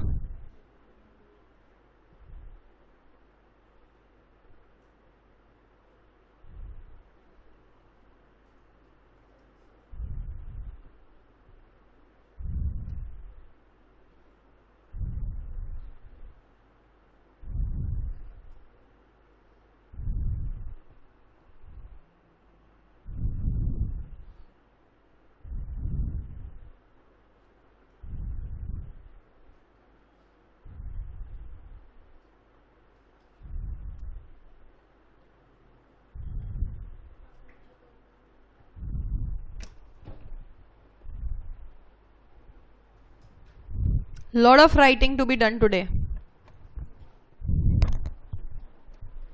क्योंकि एक्चुअली ना पार्लियामेंट ने तो बहुत अच्छा कर रखा है, अच्छे अच्छे क्या दे दिए हमें, ऑलरेडी सेक्शंस बताए हुए हैं, एक्ट बना दिया, बट ये बीच में कौन आ गया? कौन आ गया? Central government. किसको लेके? रूल्स को लेके मोदी जी को बिल्कुल भी चैन नहीं है, ठीक है। क्या क्या रीसेंट डेवलपमेंट्स हो गई हैं पुलवामा अटैक में? जिसका वो केस था, क्या उसकी डेथ हो गई जिसने किया था? अभी तो कल ही तो हुआ है, परसों परसों, हाँ। और फेवर्ड नेशन का भी कंसेप्ट वो तो स्टार्टिंग में ही कर दिया था उन्होंने। किसी को ये लग रहा है क्या बातें चल रही हैं? किसको लग रहा है क्या चल रहा है? कह रही है प्राकृति को लग रहा है क्या चल रहा है। क्या कोई ऐसा है जो टीवी देखता ही नहीं है? ये मत कहना हम नेटफ्लिक्स देखते हैं, ये करते हैं, वो करते हैं। क्या पढ़ाई से फुर्सत नहीं मिल पाती? सैड, मुझे भी नहीं मिल पाती। क्या कह रहे हैं?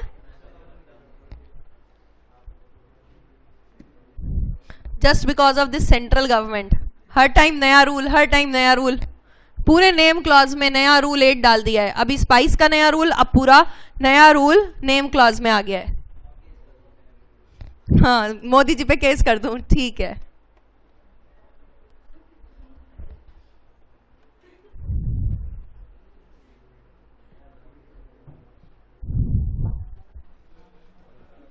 लिख लिया, चलें।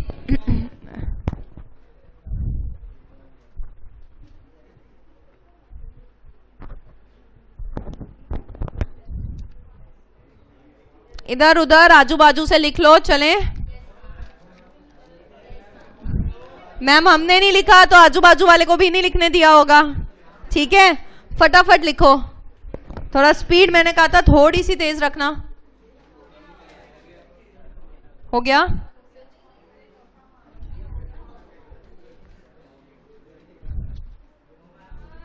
बस बस, आ जाओ अब क्लॉजेस पे।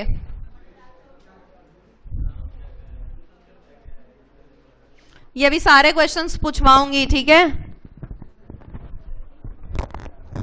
किससे कौन पूछेगा, ये किससे अभी देखते हैं। पहले लिखो ये क्लॉजेस जरा।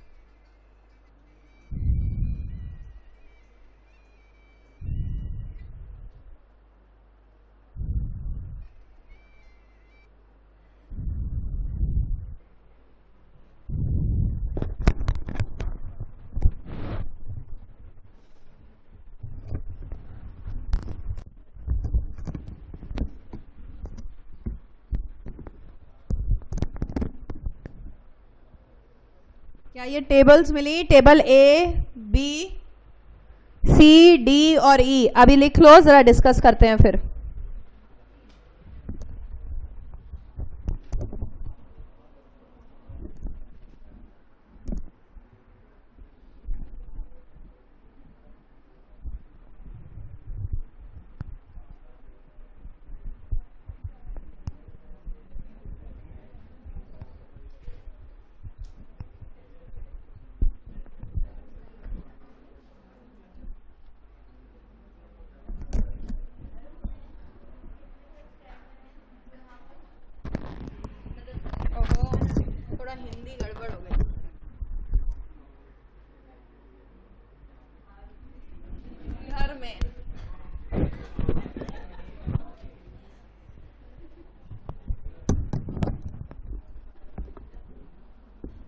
अच्छा सा गाना नहीं था इस पे पहले?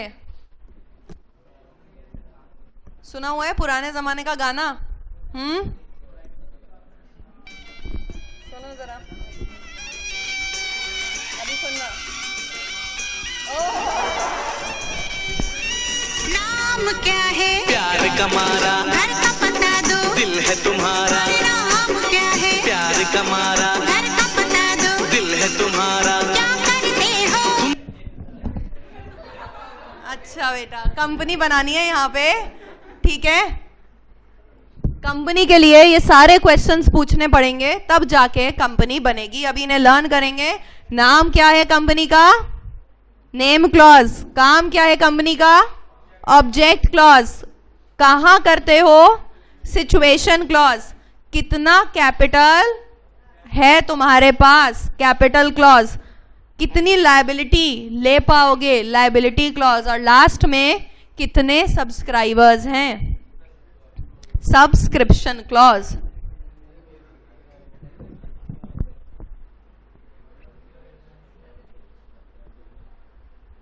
कौन था वो जो कह रहा था मैम पढ़ने दो? कौन था बेटा? इतना पढ़ाऊंगी ना, ठीक है, कि पढ़ पढ़ के ही रह जाओगे।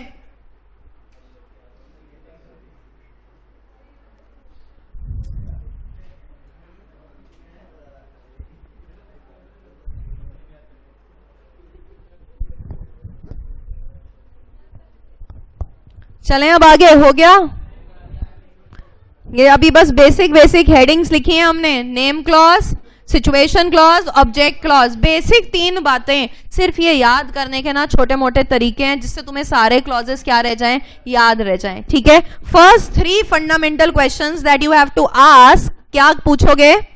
क्या नाम है, क्या काम है, और कहां करते हो? भारती ऐसे लर्न कर रही है, यही पूछूंगी। क्या नाम है, क्या काम है, पूरा तरीके से कहां काम करते हो।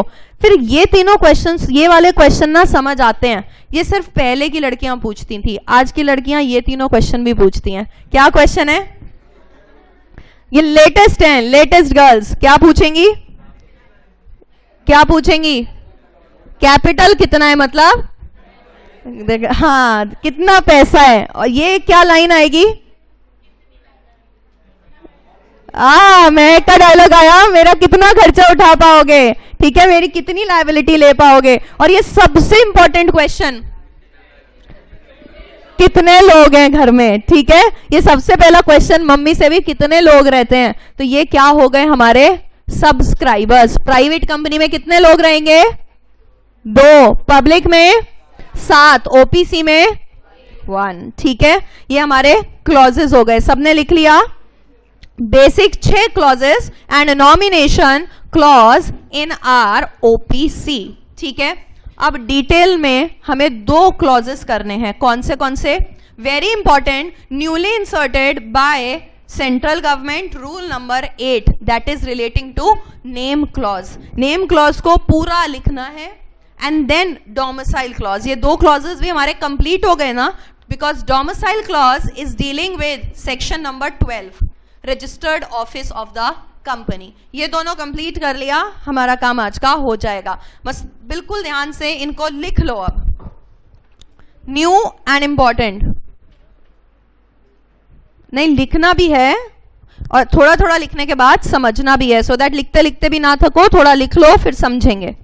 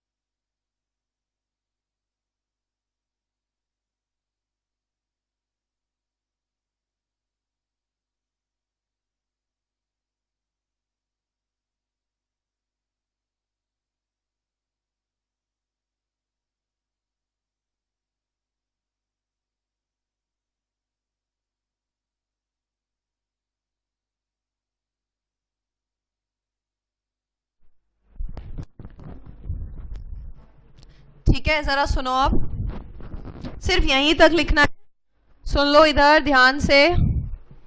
नेम क्लॉज में क्या बताया हमें क्लॉज ने? Name shall have private limited, private company, limited, public, OPC brackets में ओपीसी में, और अंडर सेक्शन 8 को प्राइवेट पब्लिक की कोई रिक्वायरमेंट नहीं है, और निधि लिमिटेड आएगा निधि कंपनी के लिए। ये बहुत इंपॉर्टेंट चीज है जो क्या कहती है, नेम ऐसा नहीं होना चाहिए। नेम कैसा नहीं होना चाहिए?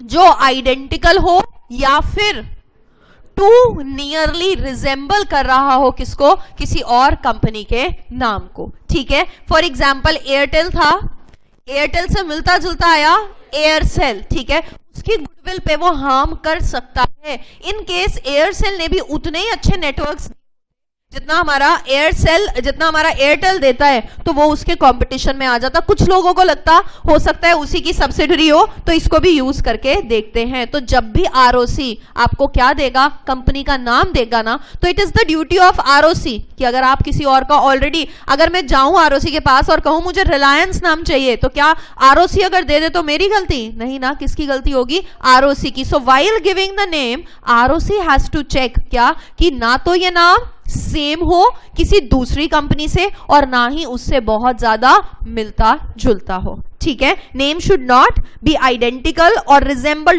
To much to already existing company. It should not constitute any offence. हम किसी भी तरीके का ऐसा नहीं दिखना चाहिए नाम से कि हम किसी के भी अगेंस्ट क्या कर रहे हैं, काम कर रहे हैं। या फिर इसी के साथ आएगा कि ऐसा ना हो कोई नाम जिसमें आप ऐसे वर्ड्स यूज करो जो आप असली में करते नहीं हो, बट लगे, क्या लगे कि आप वो काम करते हो। फॉर एग्जाम्पल हमने यूज कर लिया वर्ड, लेट्स से हमने यूज किया नेशन, बैंक यूज किया हमने, एक्सचेंज यूज किया। ये ऐसे वर्ड्स हैं जैसे ही बैंक आएगा आपको क्या लगेगा, पैसों का लेन देन होगा। This is the mentality set कि हाँ कुछ ऐसे वर्ड्स होते हैं जो इन्हीं पर्टिकुलर कामों के लिए यूज होते हैं। आपने यूज कर लिया वर्ड प्रेसिडेंट, आपने यूज कर लिया राष्ट्रपति, प्राइम मिनिस्टर। अगर आप अपनी कंपनी के नाम में ये सब चीजें यूज कर रहे हो तो ऑब्वियसली इंडिकेशन जाएगी ना, कुछ गवर्नमेंट से लेना देना होगा। सो ऐसे वर्ड्स जो ऑफेंसिव लगे, ठीक है, या फिर जो सेंट्रल गवर्नमेंट को लगता है कि नाम में नहीं होने चाहिए, ऐसे नाम आपको यूज नहीं करने। अभी बहुत सारी नाम वर्ड्स की लिस्ट आएगी कि ये वर्ड्स आपको अपने यूज नहीं करने, और फिर भी आपको लगता है कि करने हैं ना, तो सेंट्रल गवर्नमेंट से क्या ले लो, अप्रूवल ले लो। You still want to use national word, you still want to use की स्टेट वर्ड, तो आप क्या करो, पहले जाओ सेंट्रल गवर्नमेंट से परमिशन लो। अगर वो अलाउ कर देते हैं तो आप क्या कर सकते हो, इस पर्टिकुलर नाम को अपना रख सकते हो। ठीक है, और लास्ट क्या कहता है, इन contravention with emblems and names act. Names act में अलग अलग बातें होंगी, नेम ऐसा नहीं होना चाहिए, वैसा नहीं होना चाहिए, नेम में ये नहीं आना चाहिए, तो क्या हमें उनके सबके साथ कंप्लाई करना है कंपनी का नाम रखते वक्त? यस। क्या ये एक्ट पढ़ना है? नहीं, वो सिर्फ क्या बता दिया कि उस पर्टिकुलर एक्ट से भी आप किसी प्रकार की किसी भी तरीके की कॉन्ट्रावेंशन में नहीं होने चाहिए। क्लियर हुई ये चारों बातें? पहली बात, आपका नाम ना ही तो सेम होना चाहिए, ना ही टू नियरली रिजेंबल होना चाहिए किसी एग्जिस्टिंग कंपनी के नाम से। ऐसा कोई भी वर्ड मत यूज करना जो ऑफेंसिव लगे, कोई वर्ड ऐसा यूज नहीं करना जो सेंट्रल गवर्नमेंट को अनडिजायरेबल लगता है, मतलब ये अच्छा नहीं है। और कोई भी नाम जो किसके अगेंस्ट हो, एम्बलम्स एंड नेम एक्ट के अगेंस्ट हो, वो आपको यूज नहीं करना है। ठीक है जी, ये समझ आ गया। ये क्या लिखा हुआ है,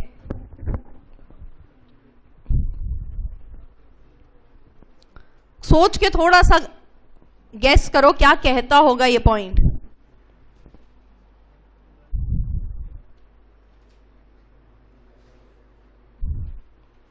कोई कंपनी थी, लेट्स से हम क्या कहते हैं, हमारे पास एक कंपनी थी आइकन क्लासेस लिमिटेड।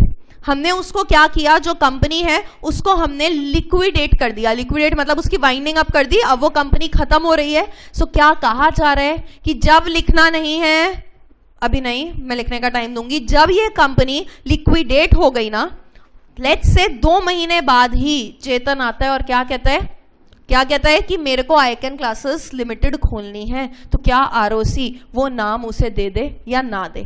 मेरे काम, ऐसा तो कोई नाम अब एग्जिस्ट ही नहीं करता, मेरी कंपनी तो लिक्विडेट हो गई, वाइंडिंग अप हो गई आइकन क्लासेस लिमिटेड की। अब जब चेतन 1 महीने या 2 महीने बाद गया और उसने क्या कहा कि मुझे ये नाम चाहिए, तो ऑब्वियसली उस टाइप का आइकन क्लासेस का ना तो एग्जैक्ट नेम है अभी कंपनीज एक्ट में, ना ही रिजेंबलिंग है, तो क्यों नहीं मिल रहा? क्योंकि मना किया गया है। रूल ने क्या कहा, अभी उस कंपनी का थोड़ा बहुत गुडविल कैरी ऑन हो रहा होगा। सो जब तक कंपनी को लिक्विडेट हुए हुए 2 साल खत्म नहीं हो जाते ना, तब तक आपको ये नाम अवेलेबल नहीं होगा। लेट्स से आज ही मैंने कोई कंपनी का नाम सरेंडर किया, तो कंपनी का नाम अब ऑल ओवर इंडिया कहीं नहीं है ना, तो क्या अगले दिन ही जाके कोई और उसे ले पाएगा? नहीं। कब तक नहीं ले पाएगा? जब तक उसे लिक्विडेट हुए 2 साल नहीं हो जाते। ठीक है, और ये क्या कहता है, कंपनी का नाम हैज बीन स्ट्राइक ऑफ 248। पढ़ोगे कैसे स्ट्राइकिंग ऑफ होती है, नाम आपका हटा दिया गया है। एक होता है खुद हट जाना, एक होता है निकाले जाना, दोनों में फर्क समझ आता है? जब किसी को निकालो वो क्या कहता है, मैंने तो खुद छोड़ दिया। ठीक है, सो फर्क है, आपने लिक्विडेशन करी, लिक्विडेट मतलब हम अपनी मर्जी से लिक्विडेट हुए, तो 2 साल बाद किसी और को नाम मिल जाएगा। लेकिन अगर किसी भी कंपनी का नाम क्या किया गया है, स्ट्राइक ऑफ किया गया है, तो अगले पर्सन को वो पर्टिकुलर नाम कितने सालों तक नहीं मिलेगा? 20 इयर्स, जब तक खत्म नहीं हो जाते, एक्सपायर नहीं हो जाते, इलैप्स नहीं हो जाते, तब तक आपको वो नाम नहीं मिलेगा। तो सिंपल सी बात क्या आई, 2 साल तक कब नहीं मिलेगा? जब अपनी मर्जी से कंपनी को लिक्विडेट किया है। 20 साल तक वो नाम नहीं मिलेगा अगर उसका नाम स्ट्राइक ऑफ किया गया है। सिंपल जनरल बातें जो हमें रूल 8 में बताई जा रही हैं। जनरल क्वेश्चन आया, पहले क्या हुआ, एक्ट में इस बात का कहीं जिक्र नहीं था, तो जब आइकन क्लासेस लिमिटेड लिक्विडेट हुई, अगले ही दिन कोई लेने गया तो उसे वो नाम दे दिया गया। पहले जब तक ये रूल नहीं आया था उसको वो नाम क्या कर दिया गया, दे दिया गया। क्या गुडविल सारी की सारी कैरी ऑन हो गई जो उस कंपनी की थी? इसीलिए रूल लेके आए सेंट्रल गवर्नमेंट, मोदी जी ने क्या कहा, नहीं, जो कंपनी क्या होगी, लिक्विडेट होगी, जब तक उसे लिक्विडेट हुए 2 साल नहीं हो जाते ना, तब तक सबको पता चल जाएगा कि आइकन क्लासेस लिमिटेड खत्म हो चुकी है। उसके बाद ये नाम किसी को देंगे, अगले दिन 1 महीने 2 महीने में वो नाम किसी को नहीं मिलने वाला। क्लियर हो गई ये बात? Now there are some use of words, कि इन वर्ड्स को हम यूज कर सकते हैं या नहीं कर सकते। कहां पर? अपनी कंपनी के नेम में। Use of words, electoral trust, जैसे ये वर्ड आता है हमें क्या लगता है, कुछ क्या चल रहा होगा, कुछ ना कुछ समाज सेवा चल रही होगी, ट्रस्ट का काम चल रहा होगा। सो हमेशा कंपनी का नाम कैसा होना चाहिए, जो आप काम कर रहे हो। ठीक है, अब मैं आइकन फैशन लिमिटेड तो नाम रख नहीं सकती, क्यों? आपको क्या लगेगा, यहाँ पे कुछ फैशन की चीजें चलती होंगी। क्या रखा? क्लासेस। क्यों रखा? जिससे आपको क्या इंडिकेशन मिलेगा कि कोई क्लासेस होती हैं। जनरली भी देखोगे टायर मैन्युफैक्चरिंग है तो वहां लिखा होगा टायर मैन्युफैक्चरर्स। सो आपका नाम कैसा होता है, अपनी काम से, नाम कैसा होता है, काम से मिलता जुलता होता है। ठीक है, अब ये लिखो यूज ऑफ वर्ड्स।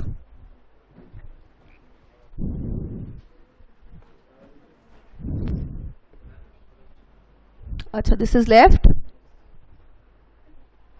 करो फटाफट।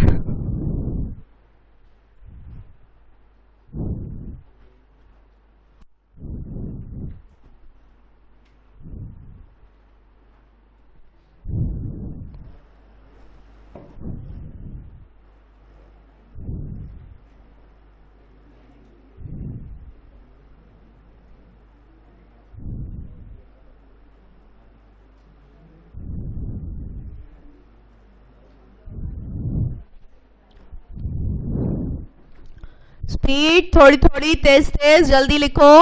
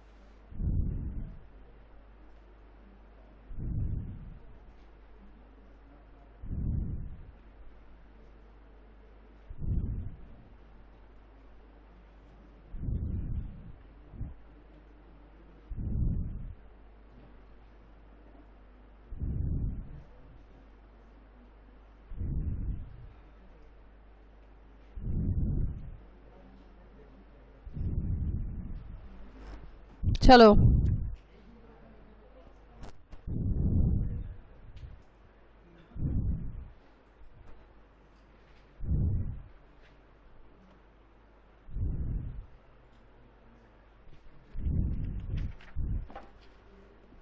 ध्यान से धीरे धीरे एक एक वर्ड को पढ़ते हुए, लिखते लिखते ही तुम्हें समझ आ जाएगा क्या कह रहा है ये वर्ड्स हैं कि अगर यूज करने हैं ना इन वर्ड्स को, तो इनको यूज करने से पहले एक एक वर्ड पढ़ते रहो, लिखते रहो, तुम्हारे माइंड से निकल जाएंगे, तुम्हें याद रहेगा कि इन सब वर्ड्स को अगर कंपनी में यूज करना चाहते हो तो पहले सेंट्रल गवर्नमेंट की अप्रूवल रिक्वायर्ड होगी।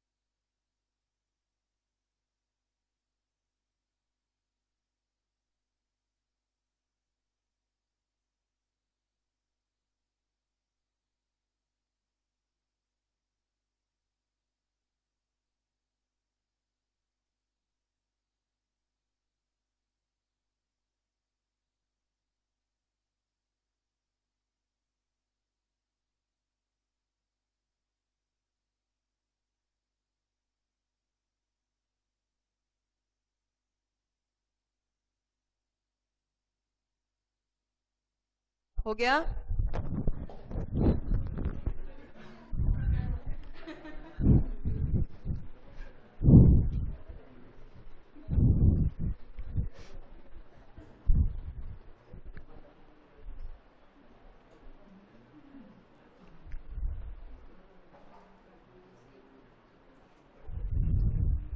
चलो बस this is our name clause, लिखो फटाफट।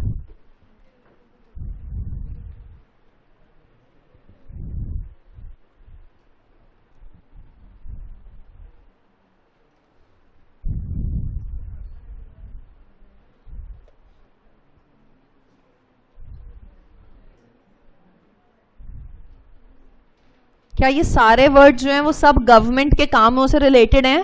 सो what is rule 8 trying to say? What Modi ji wants कि अगर आपको अपनी कंपनी में ऐसा कोई भी वर्ड यूज करना है ना जो मुझसे लेना देना रखता है, तो मेरी अप्रूवल पहले ले लो, अदरवाइज अपनी कंपनी में आप ये सब वर्ड्स यूज नहीं कर पाओगे. Panchayat, nation, forest corporation, you don't have to use these names.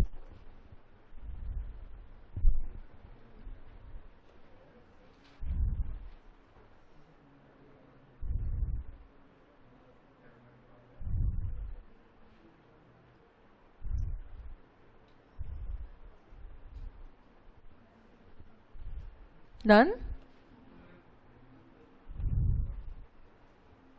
Pink पे आ गए सब? Brown done.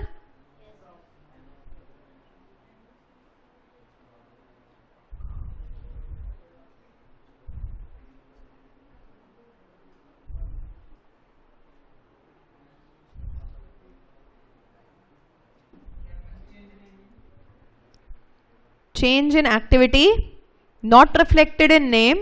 Change name in line with 6 months. उसके जैसा, उसकी लाइन में उससे मिलता जुलता within 6 months आपको अपना नाम कर देना है.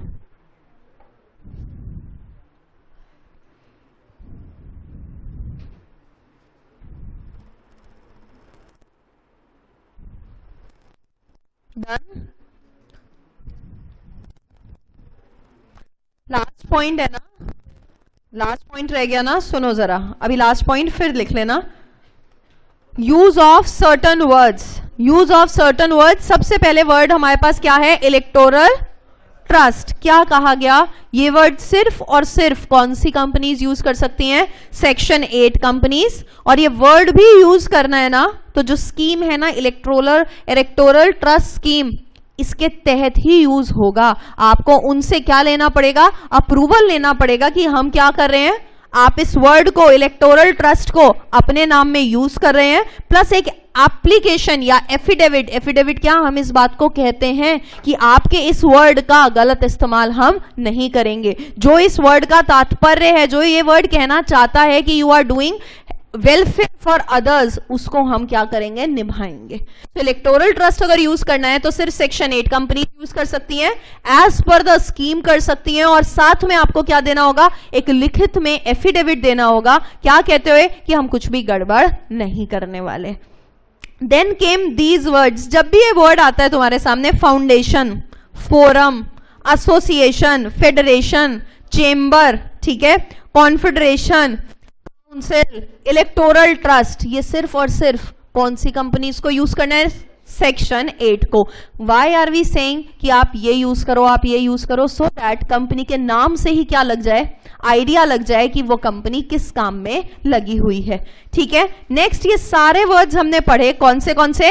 Board, security and exchange board. ठीक है. तो बोर्ड अगर यूज कर रहे हो आप, कमीशन यूज करते हो, authority, undertaking, national, union, central, federal, public, president, राष्ट्रपति, small scale industry, Khadi and village industries corporation, financial corporation, municipal, panchayat, development scheme, prime minister, chief minister, minister, nation, forest corporation, development scheme, statute, court, governor, bureau. ये सब words are in relation to government. कुछ ना कुछ काम इसमें कहीं ना कहीं गवर्नमेंट का पैसा होगा, ये लगता है हमें. तो हमें इन वर्ड्स को अगर यूज करना है, क्या मनाही है?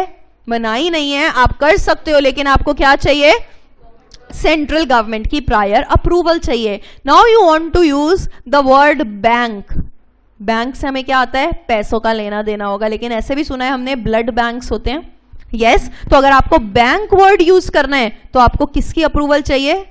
RBI, reserve bank of India की. हम आपका जो वर्ड है ना, जो स्पेसिफिकली आपके लिए है, वो यूज करना चाहते हैं. एक्सचेंज, हमें क्या लगता है? Foreign exchange, security and exchange board of India से परमिशन ले लो, वो आपको क्या दे दे? NOC. What is NOC? No objection certificate. We have no objection regarding what? कि आप भी हमारे वर्ड जो एक्सचेंज है वो यूज कर रहे हो. तो ये वर्ड्स क्या फ्रीली अवेलेबल हैं? बैंक हो गया, एक्सचेंज हो गया, या ये सारे वर्ड्स? नो. कहीं पर हमें अप्रूवल लेनी है सेंट्रल गवर्नमेंट से, कहीं पर लेनी है आरबीआई से, और कहीं पर लेनी है सेबी से. ठीक है. अब ये लाइन क्या कहती है? change in activity not reflected in name, change name in line within 6 months. मतलब नाम था हमारा ऐसा, बूट्स मैन्युफैक्चर कर रहे थे, बूट मैन्युफैक्चरिंग का, ठीक है. अब हमने अपनी एक्टिविटी यानी ऑब्जेक्ट क्लॉज में चेंज करके आइसक्रीम बेचनी शुरू कर दी और अभी भी हमारी कंपनी का नाम है बूट मैन्युफैक्चरिंग, ठीक है. क्या इन दोनों का कोई रिलेशन लग रहा है? तो क्या कहा गया, जैसे ही एक्टिविटी यानी ऑब्जेक्ट क्लॉज चेंज करो ना, साथ साथ ही क्या कर देना, नेम क्लॉज भी चेंज कर देना. Within 6 months maximum time दे दिया कि आपको नॉर्मली क्या करना है, ऑब्जेक्ट चेंज हुए नाम भी बदल दो, अदरवाइज लोग कंफ्यूज हो जाएंगे क्या करते हो क्या नहीं करते. लेकिन मैक्सिमम टाइम कितना दे दिया उन्हें, 6 महीने. विद इन 6 मंथ्स आपको वो करना है. Again guess this point, what is this point saying? बहुत इजी है. नेम अनडिजायरेबल होगा अगर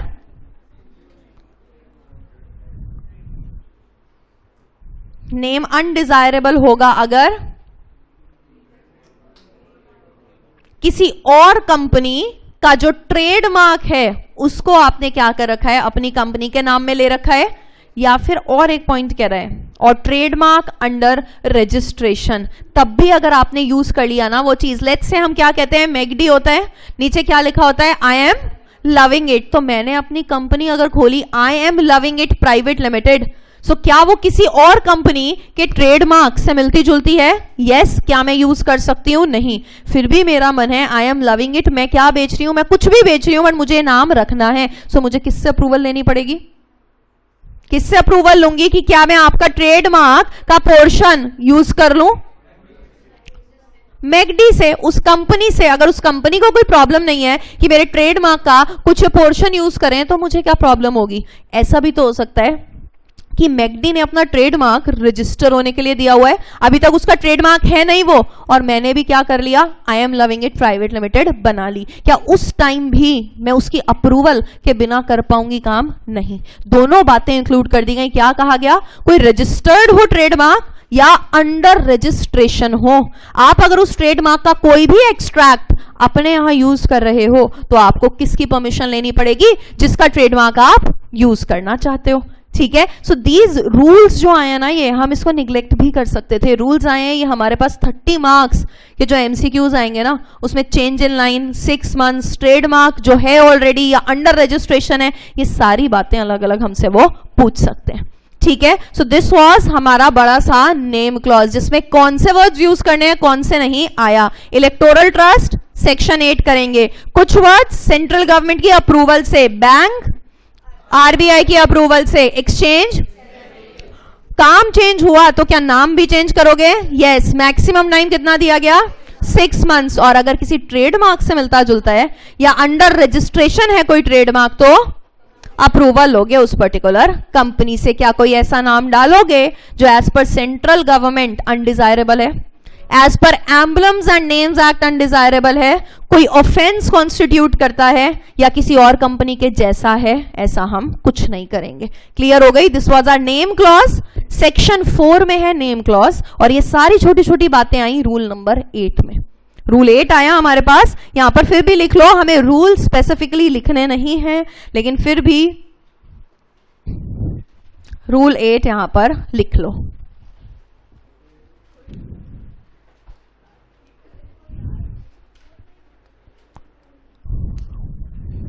Rule 8. Now comes the next clause, that is domicile clause. उससे पहले ऑब्जेक्ट क्लॉज बता दो, सब्सक्रिप्शन क्लॉज बता दो, लायबिलिटी क्लॉज बता दो, बाकी छोटे छोटे कवर अप कर लेते हैं जिससे लगे कि कुछ हुआ है, ठीक है. ऑब्जेक्ट क्लॉज में क्या क्या होगा, जो भी ऑब्जेक्ट्स, जो भी काम करने हैं, सारे के सारे कहां डाल दोगे, ऑब्जेक्ट क्लॉज में डाल दोगे, ठीक है. सब्सक्रिप्शन क्लॉज, सारे सब्सक्राइबर्स, प्राइवेट तो 2, पब्लिक तो 7 सब्सक्राइबर्स साइन करके एमओए पे ब्लॉक कर देंगे. जब सब्सक्राइबर, सबसे इंपॉर्टेंट पॉइंट सब्सक्रिप्शन क्लॉज की यही है, क्या सब्सक्रिप्शन क्लॉज आपका कंपनी बनने के बाद बदला जा सकता है? हम पढ़ेंगे सेक्शन नंबर 13 में ऑल्टरेशन ऑफ एमओए, तो उसमें सारे क्लॉजेस को क्या करेंगे, ऑल्टर करेंगे, चेंज करेंगे. पॉइंट यह आएगा कि जिन लोगों ने सब्सक्राइब किया था, साइन किया था, जो फॉर्मर लोग थे, क्या वो सब्सक्रिप्शन क्लॉज भी आप चेंज कर पाओगे या नहीं कर पाओगे? ऐसे तो जो नाम था वो भी नहीं करना चाहिए, जो काम था वो भी नहीं करना चाहिए, तो वाई नॉट सब्सक्रिप्शन क्लॉज और वाई सब्सक्रिप्शन क्लॉज? क्या वो हो सकता है चेंज या नहीं? लोग ही तो बदलने हैं। जो क्या थे हमारे फर्स्ट सब्सक्राइबर्स थे। सब्सक्राइबर का मतलब क्या है? हमने ये पढ़ा हुआ है कि जब तक कंपनी नहीं बनी तब तब सब्सक्राइबर्स हैं। कंपनी बनने के बाद कोई भी वर्ड सब्सक्राइबर आता ही नहीं है। तो जिन 7 लोगों ने एक बार साइन कर दिया ना, वो फर्स्ट एंड लास्ट टाइम के क्या हो गए? सब्सक्राइबर्स हो गए, क्योंकि आगे आने वाले टाइम में कोई सब्सक्राइबर बनेगा ही नहीं। कंपनी बन चुकी होगी, आपको बनना है तो आप क्या बनोगे? मेंबर बनोगे। सो क्या सब्सक्रिप्शन क्लॉज कभी चेंज होगा? It will never be change. जो 7 लोगों ने क्या करा है? सब्सक्राइब किया है, वो वंस एंड फॉर ऑल हमेशा के लिए सब्सक्राइबर्स रहेंगे। So subscription clause can not be changed. Can nomination clause be changed? Yes. If nomination clause is changed, is it a change in MOA? Is it a, चौथी बार आज बोल रही हूं, is it a change in MOA? Yes, but it will not be considered as a change in MOA. ठीक है, object clause हो गया। एक आता है हमारा ऑथराइज्ड कैपिटल वाला क्लॉज, कैपिटल क्लॉज। उसमें सिर्फ क्या लिखना है? कितने कैपिटल से कंपनी क्या हो रही है हमारी? रजिस्टर हो रही है। इतने शेयर्स हैं, डिवीजन उनका इतना है और इतना टोटल कैपिटल है। क्या इशूड, क्या पेड अप, क्या सब्सक्राइब्ड, क्या कॉल्ड अप, क्या अनपेड, कॉल्स इन अरियर्स, कुछ भी आएगा यहां पर सिर्फ क्या आएगा? नॉमिनल, ऑथोराइज्ड या रजिस्टर्ड कैपिटल आएगा। एक आता है लायबिलिटी क्लॉज। लायबिलिटी में हमें पता है 3 तरीके से लिमिट लग सकती है। कौन से? शेयर्स, गारंटी और शेयर्स एंड गारंटी। अब हुआ क्या? ठीक है, हमने लिख दिया कि 7 मेंबर्स हैं, ये लोग 1-1 लाख रुपए के शेयर्स देंगे, या ये 7 मेंबर्स हैं, ये वाइंडिंग अप पे 10-10 लाख रुपए लेके आएंगे। लोगों ने क्या करना शुरू किया, जिसकी वजह से एक और पॉइंट डाला गया लॉ में ना। जब भी कोई पॉइंट है उसके पीछे कोई ना कोई लॉजिक है। Ma'am why this point? Why this point? Because कुछ ना कुछ हुआ होगा जिसकी वजह से हमने कुछ लाइंस और इंसर्ट की होंगी। हमने क्या कहा कि वाइंडिंग अप पे 10 लाख लाने हैं। हम सब लोग क्या बने? हम लोगों ने कंपनी बनाई लिमिटेड बाय गारंटी, और सबने कहा वाइंडिंग अप के टाइम पे ना हम सब लोग 1-1 लाख रुपया लेके आने वाले हैं, और हम जो भी असेट्स होंगे उनके लिए हम ये पैसे देंगे। ठीक है, हाँ वही पॉइंट है। क्या हुआ? अब दिखने लगा, लेट्स से रौनक कहता है मेरी कंपनी वाइंड अप होने वाली है, और जैसे ही मेरी कंपनी वाइंड अप होगी मेरे ऊपर लायबिलिटी आ जाएगी 1 लाख रुपए की। ठीक है, तो उसने क्या कहा? 6 महीने में, 4 महीने में कंपनी का क्या होना है? वाइंडिंग अप होना है। तो मैं क्या कहता हूं ना, मैं रिजाइन दे देता हूं, मैं मेंबर ही नहीं रहता। मैं क्या कहता हूं? I am leaving this company, और मैं यहां से क्या करता हूं? चला जाता हूं। जब मैं मेंबर ही नहीं होऊंगा वाइंडिंग अप के टाइम पे, तो मुझसे गारंटी का अमाउंट ये लोग क्या मांगेंगे? ठीक है, ये चला गया। इसको देखे देखी मैं मुस्कान भी गई, दिव्या भी गई, सब लोग चले गए, और एंड में सिर्फ मैं और चेतन रह गए। किस लिए? एज मेंबर्स रह गए। हम दोनों सिर्फ क्या रह गए? मेंबर रह गए। और तुम सब लोगों ने विद इन 8 मंथ सब लोगों ने क्या किया? अपनी मेंबरशिप छोड़ दी। तो अब इस टाइम पे क्या कंट्रीब्यूशन सिर्फ 2 लाख की आएगी, या फिर कंट्रीब्यूशन हम सब से आएगी? क्या कहता है लॉ? लॉ क्या कहता है? Members have to contribute. याद रखना, लॉ क्या कह रहा है? Members have to contribute. As per this thing कौन कंट्रीब्यूट करेगा? लॉ के हिसाब से मेंबर्स हैव टू कंट्रीब्यूट। मैं और चेतन कंट्रीब्यूट करेंगे। ठीक है, इसीलिए एक एडिशन डाला गया, वो मेंबर्स भी कंट्रीब्यूट करेंगे जो वाइंडिंग अप से 1 साल पहले तक मेंबर्स थे। ये चालाकी मत करना। क्या चालाकी मत करना? कि कंपनी वाइंडिंग अप होने वाली है और हम मेंबरशिप छोड़ दें। देखा जाएगा कि जब वाइंडिंग अप हुई है पिछले 1 साल में कौन कौन मेंबर था और किस किस ने मेंबरशिप सीज की है। क्या उन सबसे भी रिकवरी होगी? यस, उन सबसे भी रिकवरी होगी। अदरवाइज तो जब वाइंडिंग अप आएगी ना तो कोई मेंबर ही नहीं बचेगा। क्या करेंगे सब? अच्छा परसों वाइंडिंग अप है, मैं तो मेंबरशिप से सीज हो रहा हूं, कोई गारंटी देने ही नहीं आएगा। सो क्या कहा गया? 1 साल पहले तक देखेंगे। लेट्स से प्रियांशु ने छोड़ा 2 साल पहले, तो क्या उसको भी काउंटिंग में लेंगे? नहीं। वो ये थोड़ी कह रहे हैं 2 साल बाद वाइंडिंग अप होगी इसलिए मैं अभी छोड़ रहा हूं, नहीं। सो हमें एक लिमिट तो लेनी पड़ेगी ना। कुछ बच्चे कहते हैं ma'am why 1 year, why not 2 years, 3 years? तो लॉ में कोई ना कोई लिमिट तो हमें डालनी पड़ेगी कि जो 1 ईयर तक मेंबर्स थे उन सबसे भी हम क्या लेंगे? कंट्रीब्यूशन लेंगे। सो ये हमारे क्या हो गए? बाकी सारे क्लॉजेस हो गए। लास्ट क्लॉज जो आता है वो क्या है? आज के लिए that is domicile clause, situation clause. इस पे भी हम सारी बातें कर चुके हैं। क्या बातें करी हैं कि एमओए में सिचुएशन क्लॉज में क्या आता है? एमओए में सिर्फ क्या बताते हैं हम? स्टेट बताते हैं कि किस स्टेट में काम होगा, और साथ में क्या अदर डॉक्यूमेंट्स में एक कॉरेस्पॉन्डेंस एड्रेस देते हैं? यस, एक कॉरेस्पॉन्डेंस एड्रेस देते हैं। ठीक है, ये तो था कंपनी की रजिस्ट्रेशन। जब हम एमओए और एओए सबमिट कर रहे थे तो हमने स्टेट बता दिया दिल्ली, और हमने एड्रेस कॉरेस्पॉन्डेंस का दे दिया बिल्डिंग नंबर 15 कोहाट एनक्लेव। ये हमने कॉरेस्पॉन्डेंस का एड्रेस दे दिया। अब जब कंपनी बन गई उसके बाद क्या हमारी ही ड्यूटी है कि हम आरओसी को बताएं कि जी स्टेट तो दिल्ली ही है, लेकिन जो कॉरेस्पॉन्डेंस का एड्रेस दिया था ना, अब वो बदल के ये हमारा परमानेंट एड्रेस हो गया है। ये बताना किसकी ड्यूटी है? हमारी ड्यूटी है।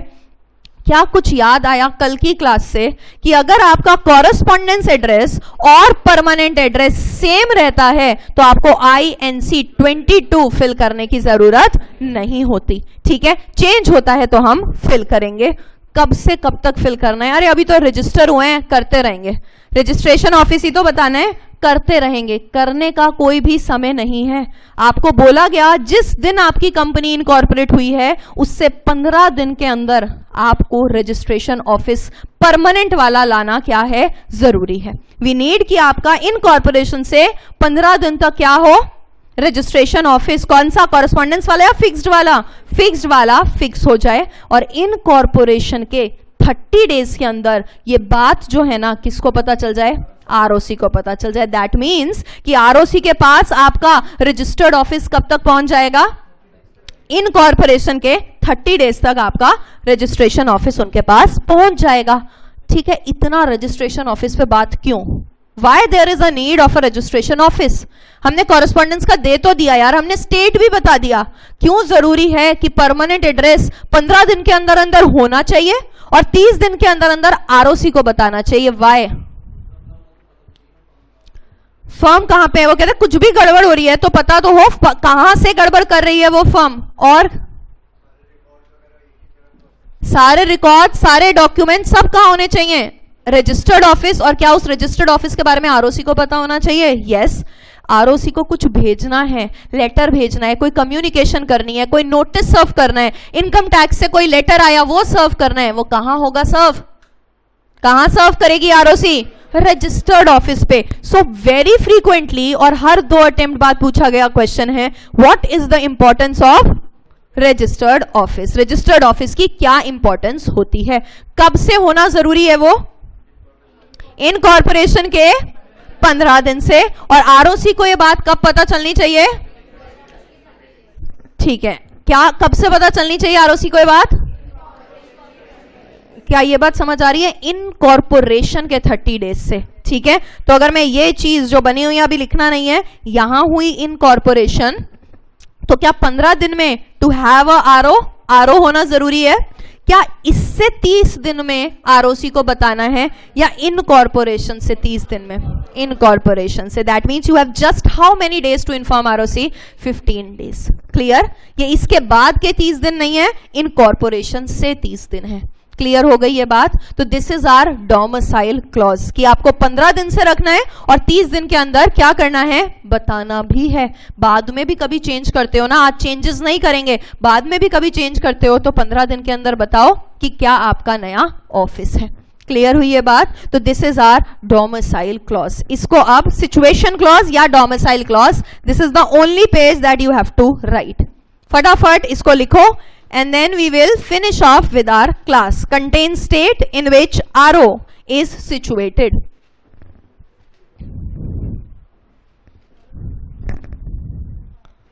Next class में सारे clauses लिखेंगे and very important topic alteration of MOA करेंगे।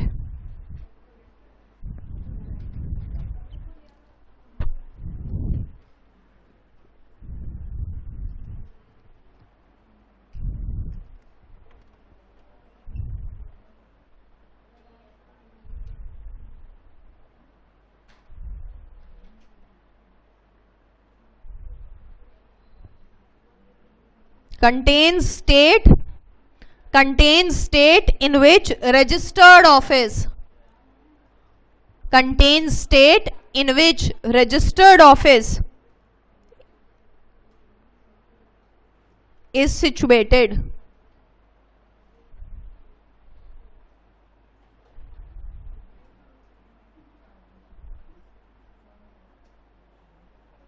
Contain state in which registered office is situated. Section कर कौन सा रहे हैं? 4 के अंदर ही ना मैंने तुम्हें इस सिचुएशन क्लॉज में सेक्शन 12 भी लिखवा दिया है. एक बार देखो, इधर देख के सब समझो. सिर्फ एमओए में ना सिर्फ ये पिंक वाली लाइन लिखी हुई है. ये वाला क्या है? यहीं पर हमने कर लिया registered office. Contains state in which registered office is situated.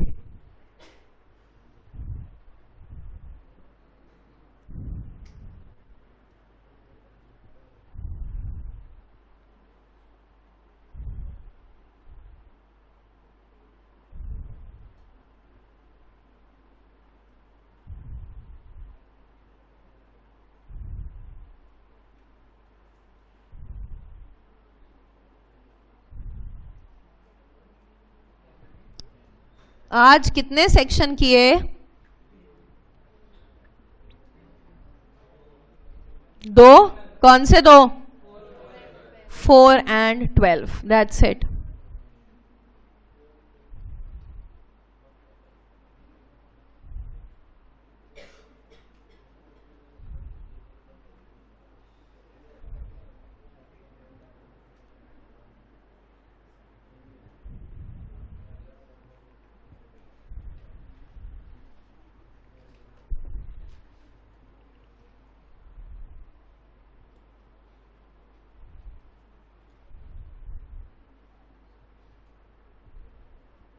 Nipesh, class किधर चलती है? सामने चलती है, राइट में चलती है?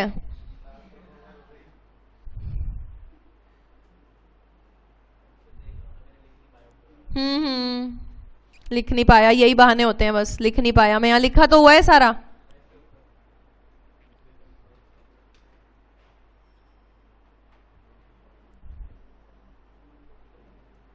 तुम्हारी एज से गए हुए अभी ज्यादा टाइम हुआ नहीं है मुझे. ठीक है, तो सब पता है.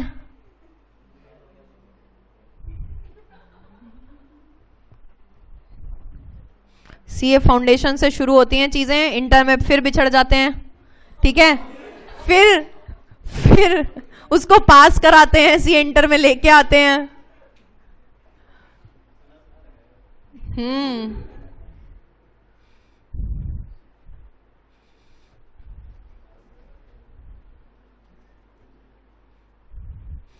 बहुत बढ़िया बढ़िया केसेस होते हैं. तो अभी everything is getting recorded. Case law हो जाते हैं क्लास में बहुत सारे.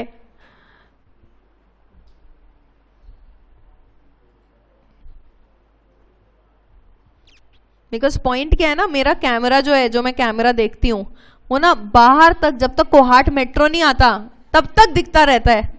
तो यहां से नीचे जाते तक पता चल जाता है सब कुछ को. जाते ही सीधा मैं कैमरा खोलती हूँ कौन कहाँ जा रहा है.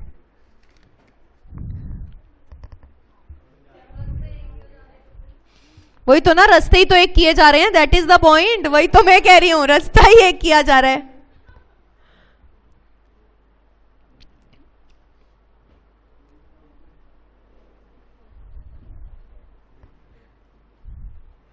डन.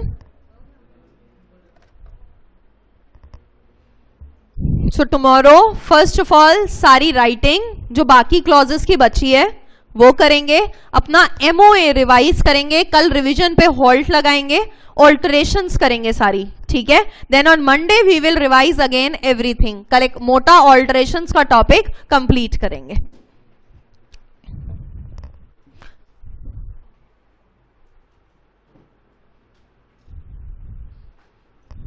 मिलते हैं कल सेम टाइम सेम प्लेस. कल वो वाला गाना भी चलाएंगे.